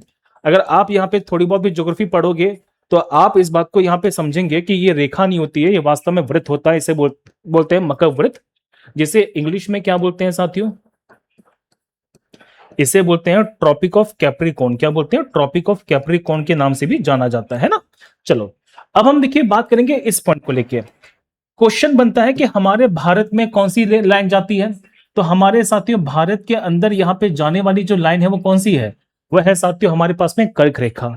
तो मध्य प्रदेश में से कौन सी रेखा जो गुजरेगी, कर्क रेखा या फिर हमारे यहाँ पे विषुवत रेखा? तो मध्य प्रदेश के अंदर से बेटा निकलती है कर्क रेखा, जिसको सिंपल सी भाषा में कर्कवृत्त कहते हैं। मध्य प्रदेश में क्या यहाँ पे विषुवत रेखा गुजरती है? आंसर है बिल्कुल नहीं। मध्य प्रदेश के अंदर से मकर रेखा गुजरती है? आंसर है बिल्कुल नहीं। और मैं बता चुका हूं इन्हें रेखा नहीं बोलते, इन्हें क्या बोलते हैं? सर्कल। क्योंकि अगर आप इनको देखोगे बहुत ही बढ़िया तरीके से तो ये सर्कल बन जाती है। अच्छा, एक छोटा सा पॉइंट और सुन लो। मध्य प्रदेश के अंदर से निकलने वाली बेटा नदी है जिसे बोलते हैं माही नदी। क्या बोलते हैं? माही नदी बोलते हैं। तो मध्य प्रदेश की बेटा यहाँ पे नदी है जिसे बोलते हैं माही। और ये एक ऐसी लाइन, एक ऐसी नदी है जो यहाँ पे कर्क रेखा को कितनी बार काटती है? 2 बार काटती है। और इसी को हम सिंपल सी भाषा में क्या बोलते हैं साथियों? आदिवासी गंगा। क्या बोलते हैं? आदिवासी गंगा बोलते हैं। तो मध्य प्रदेश की कौन सी गंगा नदी है जो कर्क रेखा को 2 बार कट करती है? तो आंसर है आदिवासी गंगा, जिसे कहा जाता है माही नदी। अभी खैर मैं पढ़ाऊंगा, टेंशन मत लीजिएगा। चलो अब चलते हैं मध्य प्रदेश की इस लाइन के बारे में। आओ देखो, तो मध्य प्रदेश के अंदर यहाँ पे कर्क रेखा गुजरती है। देखो ध्यान से, तो मध्य प्रदेश के बेटा कितने जिले हैं जहां से कर्क रेखा गुजरने वाली है? तो मध्य प्रदेश के टोटल यहाँ पे 14 जिले हैं। आप इसको जरा पहले मैप पे देखो, सबके सब ध्यान से देखो। यहाँ पे हम जब बात करते हैं, देखो रतलाम है, उज्जैन है, आगर मालवा है। यहाँ पे पहले एक जिला हुआ करता था बेटा, कौन सा? राजगढ़ या शाजापुर? शाजापुर। लेकिन अब यहाँ पे कौन सा? आगर मालवा है। ठीक है, तो देखो रतलाम है, उज्जैन है, आगर मालवा है, शाजापुर अब नहीं है, राजगढ़ है, सीहोर है, भोपाल है, विदिशा है, रायसेन है, सागर है, दमोह है, जबलपुर है, कटनी है, उमरिया, शहडोल। तो ये हमारे पास में मध्य प्रदेश के कितने जिले हैं भैया? तो मध्य प्रदेश के 14 जिले हैं। मध्य प्रदेश का इसमें सबसे पूर्वी जिला कौन सा है? तो मध्य प्रदेश का सबसे पूर्वी जिला पड़ता है शहडोल। मध्य प्रदेश का सबसे पश्चिमी जिला कौन सा पड़ता है? इसमें पड़ता है रतलाम। किसमें? कर्क रेखा के अंदर। क्लियर सारी बातें, गलती मत करना, पहले बता रहा हूं। तो मध्य प्रदेश के 14 जिलों से यहाँ पे कर्क रेखा जो निकलने वाली है। अब आप जरा इनके नाम देखो। पहला कौन सा है? रतलाम। बोलो जल्दी से। तो पहला जिला यहाँ पे कौन सा जगह बालक? तो पहला जिला हमारे पास में रतलाम है, उज्जैन है, आगर मालवा है। अगर पूछे भैया आगर मालवा कब से हुआ है, देखो तो आगर मालवा हुआ है 2013 से। कब से? 2013 से। 2013 से आगर मालवा, उससे पहले नहीं था। उससे पहले कौन सा था? कमेंट के अंदर बताना जल्दी से।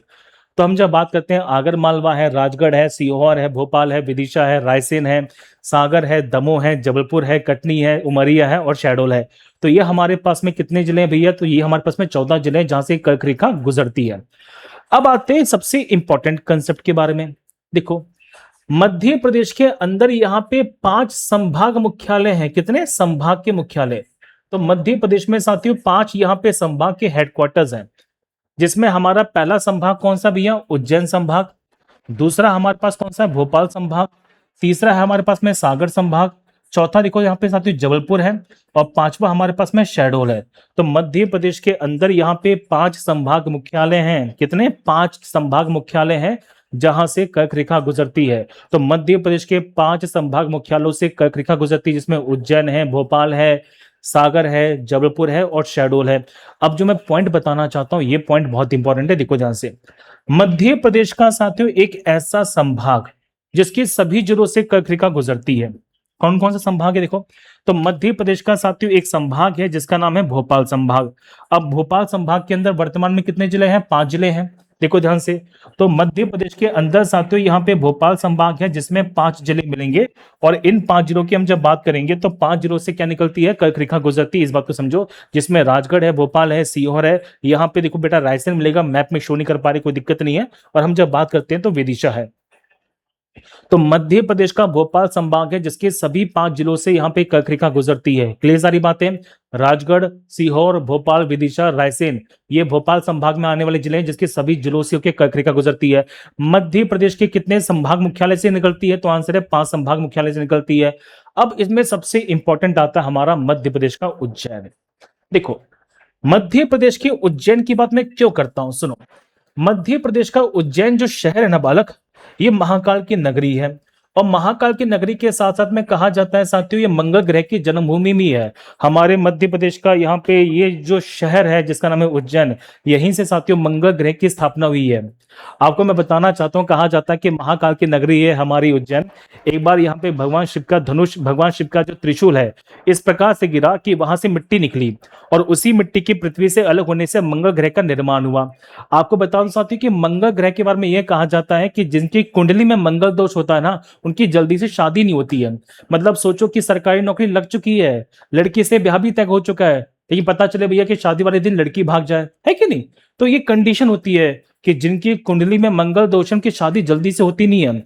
अब मैं बताना चाहता हूं साथियों कि जिनकी कुंडली में मंगल दोष है वो मध्य प्रदेश के उज्जैन में जाइए, और मध्य प्रदेश के उज्जैन में यहाँ पे मंदिर है मंगलनाथ का मंदिर, जहां पे मंगल दोष को दूर किया जाता है, मांगलिक दोष को दूर किया जाता है। तो मध्य प्रदेश का वो कौन सा शहर है जहां पे मंगल ग्रह की जन्मभूमि कही जाती है? तो आंसर है भैया मध्य प्रदेश का उज्जैन जिला। अब मध्य प्रदेश के उज्जैन में एक मंदिर बहुत प्रसिद्ध है और इस मंदिर का बेटा नाम है कर्कराज महादेव मंदिर।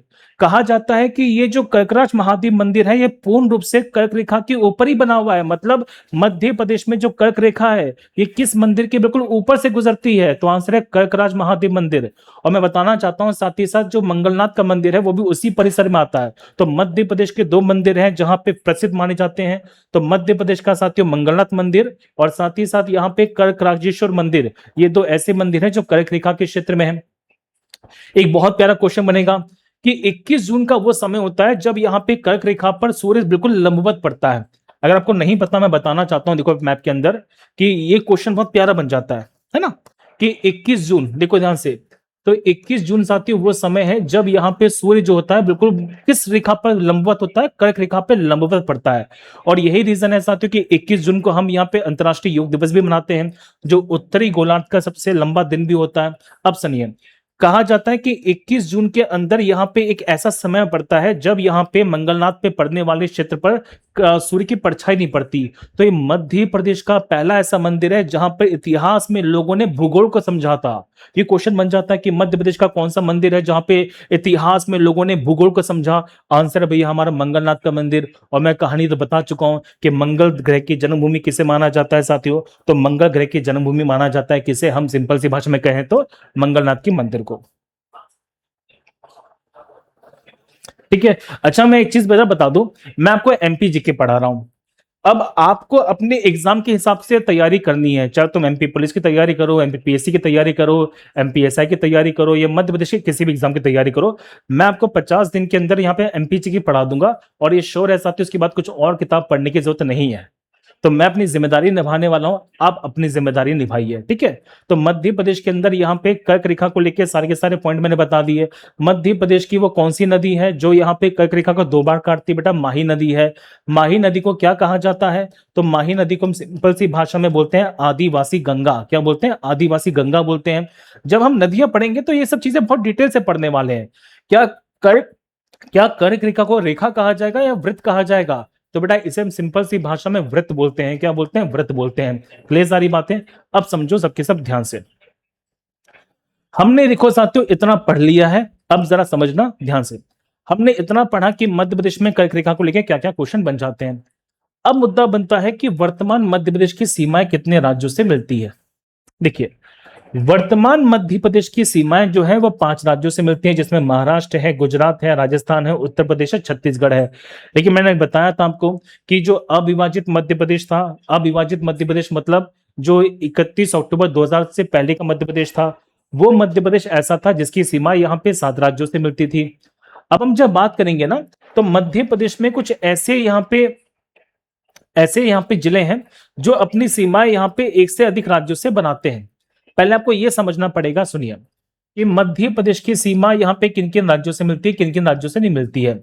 तो मध्य प्रदेश की बेटा सबसे लंबी सीमा मिलती है उत्तर प्रदेश के साथ में। तो वर्तमान में मध्य प्रदेश के यहाँ पे 14 जिले हैं जो उत्तर प्रदेश के साथ सीमा बनाते हैं। मध्य प्रदेश के वर्तमान में कितने जिले हैं? 14 जिले हैं जो उत्तर प्रदेश के साथ सीमा बनाते हैं, जिसमें मुरैना, भिंड, दतिया, शिवपुरी, अशोकनगर, सागर, टीकमगढ़, निमाड़ी, छतरपुर, पन्ना, सतना, रीवा, मऊगंज और यहाँ पे सिंगरौली को शामिल किया गया। इसी तरह से उत्तर प्रदेश के 12 जिले हैं साथियों जो मध्य प्रदेश के साथ सीमा बनाते हैं। खैर आपको ये याद नहीं करना है इनकी संख्या याद करनी पड़ सकती है। तो मध्य प्रदेश के 14 जिले हैं जो उत्तर प्रदेश के साथ सीमा बनाते हैं, है ना।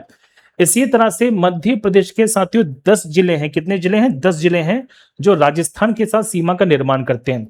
जैसे अगर मैं राजस्थान के साथ सीमा बनाता हूं, मान लो, देखो ज्यादा बड़ी सीमा हो गई, एक सेकंड, देखो, तो अगर मैं यहाँ पे राजस्थान के साथ बेटा सीमा बनाना शुरू करता हूँ, देखो, तो मध्य प्रदेश के टोटल यहाँ पे 10 जिले हैं जो राजस्थान के साथ अपनी सीमा का निर्माण है जो करेंगे, है ना।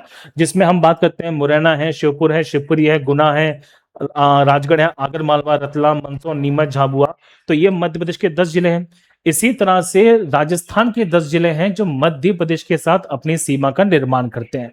ठीक है, चलो, मध्य प्रदेश के वर्तमान में साथियों कितने जिले हैं? तो 10 जिले हैं जो अब यहाँ पे महाराष्ट्र के साथ सीमा बनाते हैं। गलती मत करना। अच्छा, पहले कितने थे? पहले थे 9। अब कौन सा जिला बढ़ चुका है? तो मध्य प्रदेश में साथियों एक खास जिला बढ़ चुका है जिसका नाम है पांडुर्ना। कौन सा? पांडुर्ना। देखो, तो मध्य प्रदेश में नया जिला बना ना, पांडुर्ना। तो पांडुर्ना बनने से अब जिलों की संख्या बढ़ चुकी है। पहले कितने थे? हमारे पास में 9 जिले थे, अब कितने हो चुके हैं? 10 जिले हो चुके हैं जो महाराष्ट्र के साथ यहाँ पे सीमा का निर्माण करते हैं। जरा यहाँ पे देखो मैप पे, तो मध्य प्रदेश की देखिए बात करते हैं तो अलीराजपुर से शुरू होती है सीमा।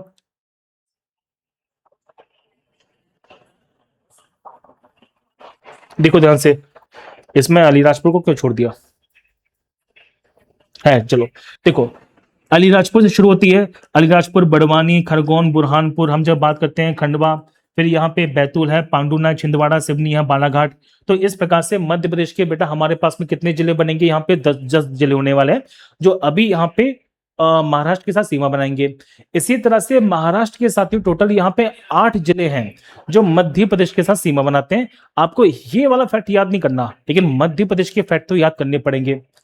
मध्य प्रदेश के अब हम बात करते हैं 7 जिले हैं जो छत्तीसगढ़ के साथ सीमा बनाते हैं। देखो, इसमें सिंगरौली से सीमा शुरू होती है, सिंगरौली, सीधी, शहडोल, फिर हम बात करते हैं अनूपपुर, डिंडोरी, मंडला, बालाघाट। तो मध्य प्रदेश के सॉरी टोटल 7 जिले हैं जो छत्तीसगढ़ के साथ सीमा बनाते हैं ना। अब हम बात करते हैं कि मध्य प्रदेश की सबसे छोटी सीमा किससे मिलती है? तो मध्य प्रदेश की सबसे छोटी सीमा बेटा मिलती है गुजरात से। तो मध्य प्रदेश के 2 जिले हैं, झाबुआ और अलीराजपुर। अलीराजपुर, तो मध्य प्रदेश के साथ झाबुआ और अलीराजपुर जो है वो गुजरात के साथ सीमा बनाते हैं। इसी तरह से गुजरात की हम जब बात करेंगे, इसी तरह से बेटा गुजरात की हम जब बात करते हैं, देखिए गुजरात जो है ना, उसके 2 जिले हैं जो मध्य प्रदेश के साथ सीमा बनाएंगे। कौन कौन से? पहला है दाहोद और दूसरा है छोटा उदयपुर। तो क्लियर सारी बातें। तो मध्य प्रदेश के अंदर ये फैक्ट आप समझना कि मध्य प्रदेश के अंदर यहाँ पे इस तरह से सीमा का निर्माण होता है। तो मध्य प्रदेश के सर्वाधिक 14 जिले हैं जो उत्तर प्रदेश के साथ सीमा बनाते हैं, और मध्य प्रदेश की सबसे कम सीमा बनाने वाले जो राज्य है वो है कौन सा? गुजरात। सिर्फ 2 जिले सीमा बनाएंगे। अब मध्य प्रदेश में साथियों 18 ऐसे जिले हैं जिन्हें अंतर्वर्ती जिला कहा जाता है। अंतर्वर्ती मतलब जिनकी कोई भी यहाँ पे अंतर्राष्ट्रीय सीमा नहीं है। अंतर्राष्ट्रीय सीमा छोड़ो, जिनकी कोई भी यहाँ पे सीमा नहीं है। मध्य प्रदेश में 18 जिले हैं जो किसी प्रकार से सीमा का निर्माण नहीं करते। ठीक है, मतलब ये पूरी तरह से कैसे माने जाते हैं? लैंड लॉक्ड माने जाते हैं। सीधी सीधी क्वेश्चन बनेगा कि मध्य प्रदेश के अंदर यहाँ पे कितने जिले हैं जो लैंड लॉक्ड माने गए हैं? बेटा लैंड लॉक्ड का मतलब होता है कि किसी प्रकार से कोई भी सीमा नहीं बनाना, किसी भी अन्य राज्यों से नहीं जुड़ना। पहले इनकी संख्या बेटा कितनी थी? यहाँ पे 17 थी। अब कितने हो चुके हैं? तो अब ये हो चुके हैं 18। याद कर लेना कि वर्तमान मध्य प्रदेश में कितने जिले हैं जो अंतर्वर्ती जिले माने जाते हैं? 18 माने जाते हैं। जिसमें शुरुआत सुनो, ग्वालियर, दमोह, कटनी, शाजापुर, उमरिया, विदिशा, नरसिंहपुर, भोपाल, देवास। फिर हम बात करते हैं इंदौर, रतलाम, जबलपुर, सीहोर, धार, नर्मदापुरम, मैहर, हरदा, उज्जैन। तो ये हमारे पास में 18 जिले हैं जो अंतर्वर्ती जिले माने जाते हैं। मैं दोबारा से बता रहा हूं, सुन लो ध्यान से। ग्वालियर, दमोह, कटनी, उमरिया, विदिशा, नरसिंहपुर, भोपाल, देवास, इंदौर, रतलाम, जबलपुर, सीहोर, धार, नरसिंहपुर, मैहर, हरदा और उज्जैन। तो ये हमारे पास में 18 जिले हैं जो अंतर्वर्ती जिले माने जाते हैं। पहले संख्या कितनी थी? यहाँ पे 18 थी, 17 थी, 17 थी। ठीक है, ये देखो छोटा सा मैप दिया गया, आप देख लीजिएगा अच्छी तरीके से। चलिए, अब हम देखिए साथियों करेंगे नेक्स्ट क्लास के अंदर। अब मैं जो पढ़ाऊंगा ना आपको वो नेक्स्ट क्लास में पढ़ाऊंगा। मैं बताऊंगा साथियों कि कैसे हमारे पास में यहाँ पे मध्य प्रदेश में संभाग बने हैं, कैसे मध्य प्रदेश के अंदर यहाँ पे जिलों का निर्माण हुआ है, कैसे वर्तमान, या आप छोटा सा पॉइंटर सुन लो, छोटा सा पॉइंटर सुन लो सबके सभी को।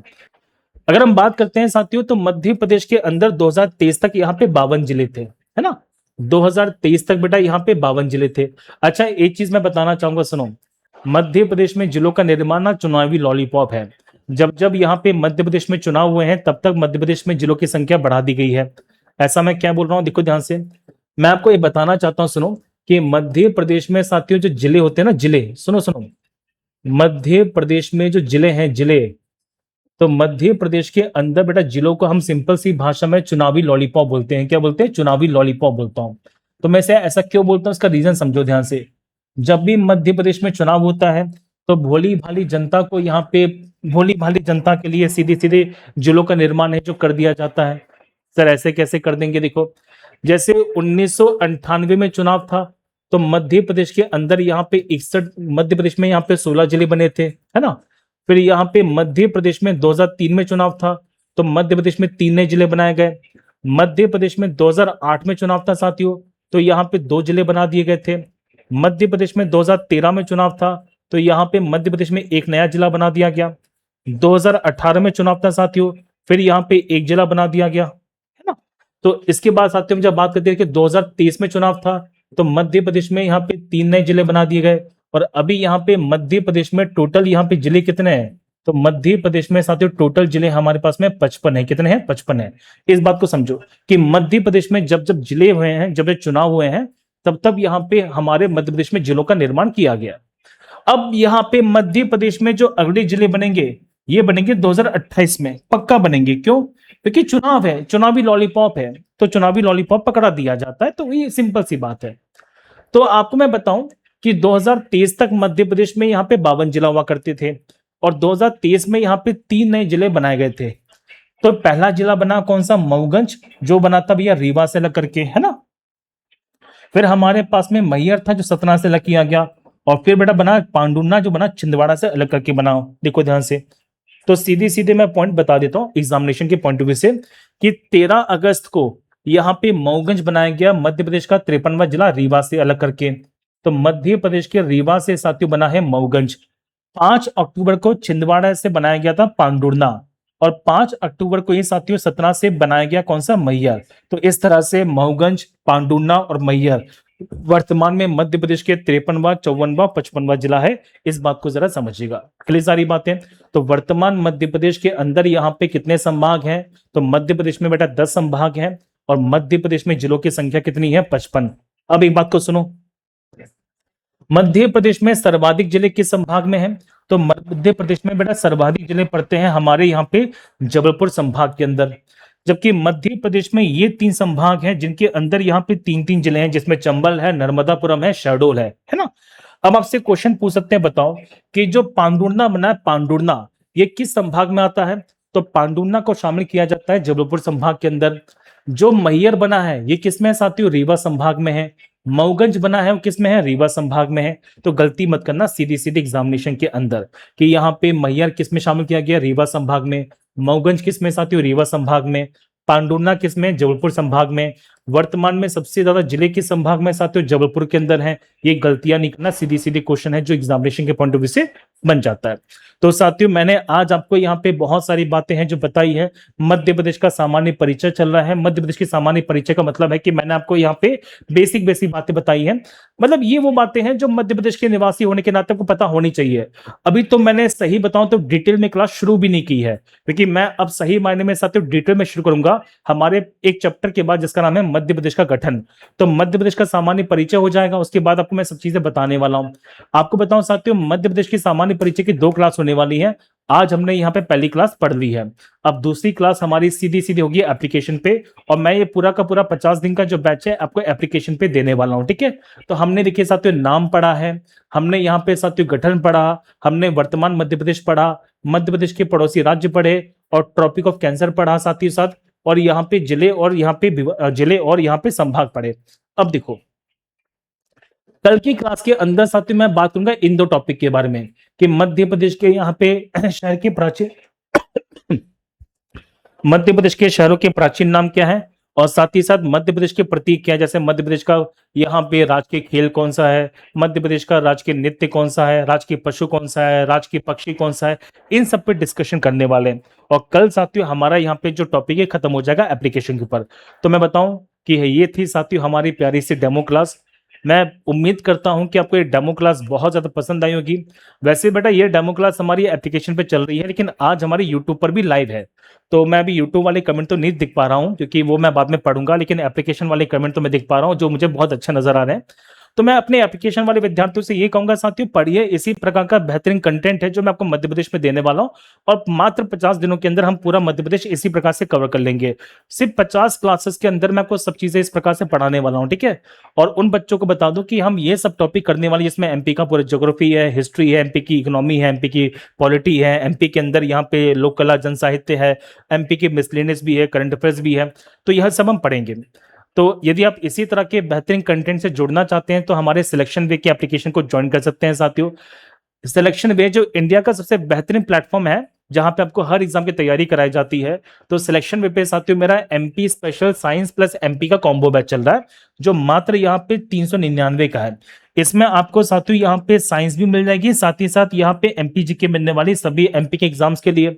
और साथ ही साथ यदि आप सिर्फ एमपी जीके पढ़ना चाहते हैं तो ये हमारा बैच चल रहा बेटा मात्र 299 का, जिसके लिए आपको कुछ नहीं करना, बस सिलेक्शन वे की एप्लीकेशन को डाउनलोड करना है, ठीक है।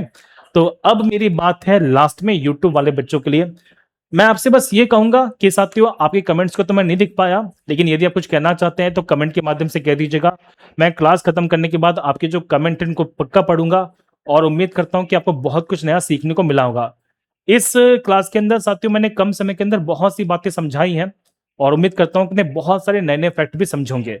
तो इसी तरह के बेहतरीन कंटेंट के लिए साथियों जुड़ सकते हैं हमारे साथ, हमारे सिलेक्शन वे के परिवार पर, जहां पे लाइव क्लासेस के माध्यम से मैं कंप्लीट एमपीजी के आपको पढ़ाने वाला हूं। और आप हमारे साथ हमारे साइंस स्पेशल बैच में या कॉम्बो बैच में आ सकते हैं, ठीक है। चलिए तो मिलते हैं साथियों नेक्स्ट क्लास के अंदर, सिर्फ और सिर्फ एप्लीकेशन पे। यूट्यूब वाले बच्चों से कहूंगा साथियों क्लास को लाइक कर दीजिएगा, शेयर कर दीजिएगा, और प्यारे प्यारे कमेंट करना ना भूलिएगा। तो इसी तरह के बेहतरीन कंटेंट के साथ साथियों मिलेंगे एप्लीकेशन पे बहुत बढ़िया तरीके से। Love you all, take care, bye bye.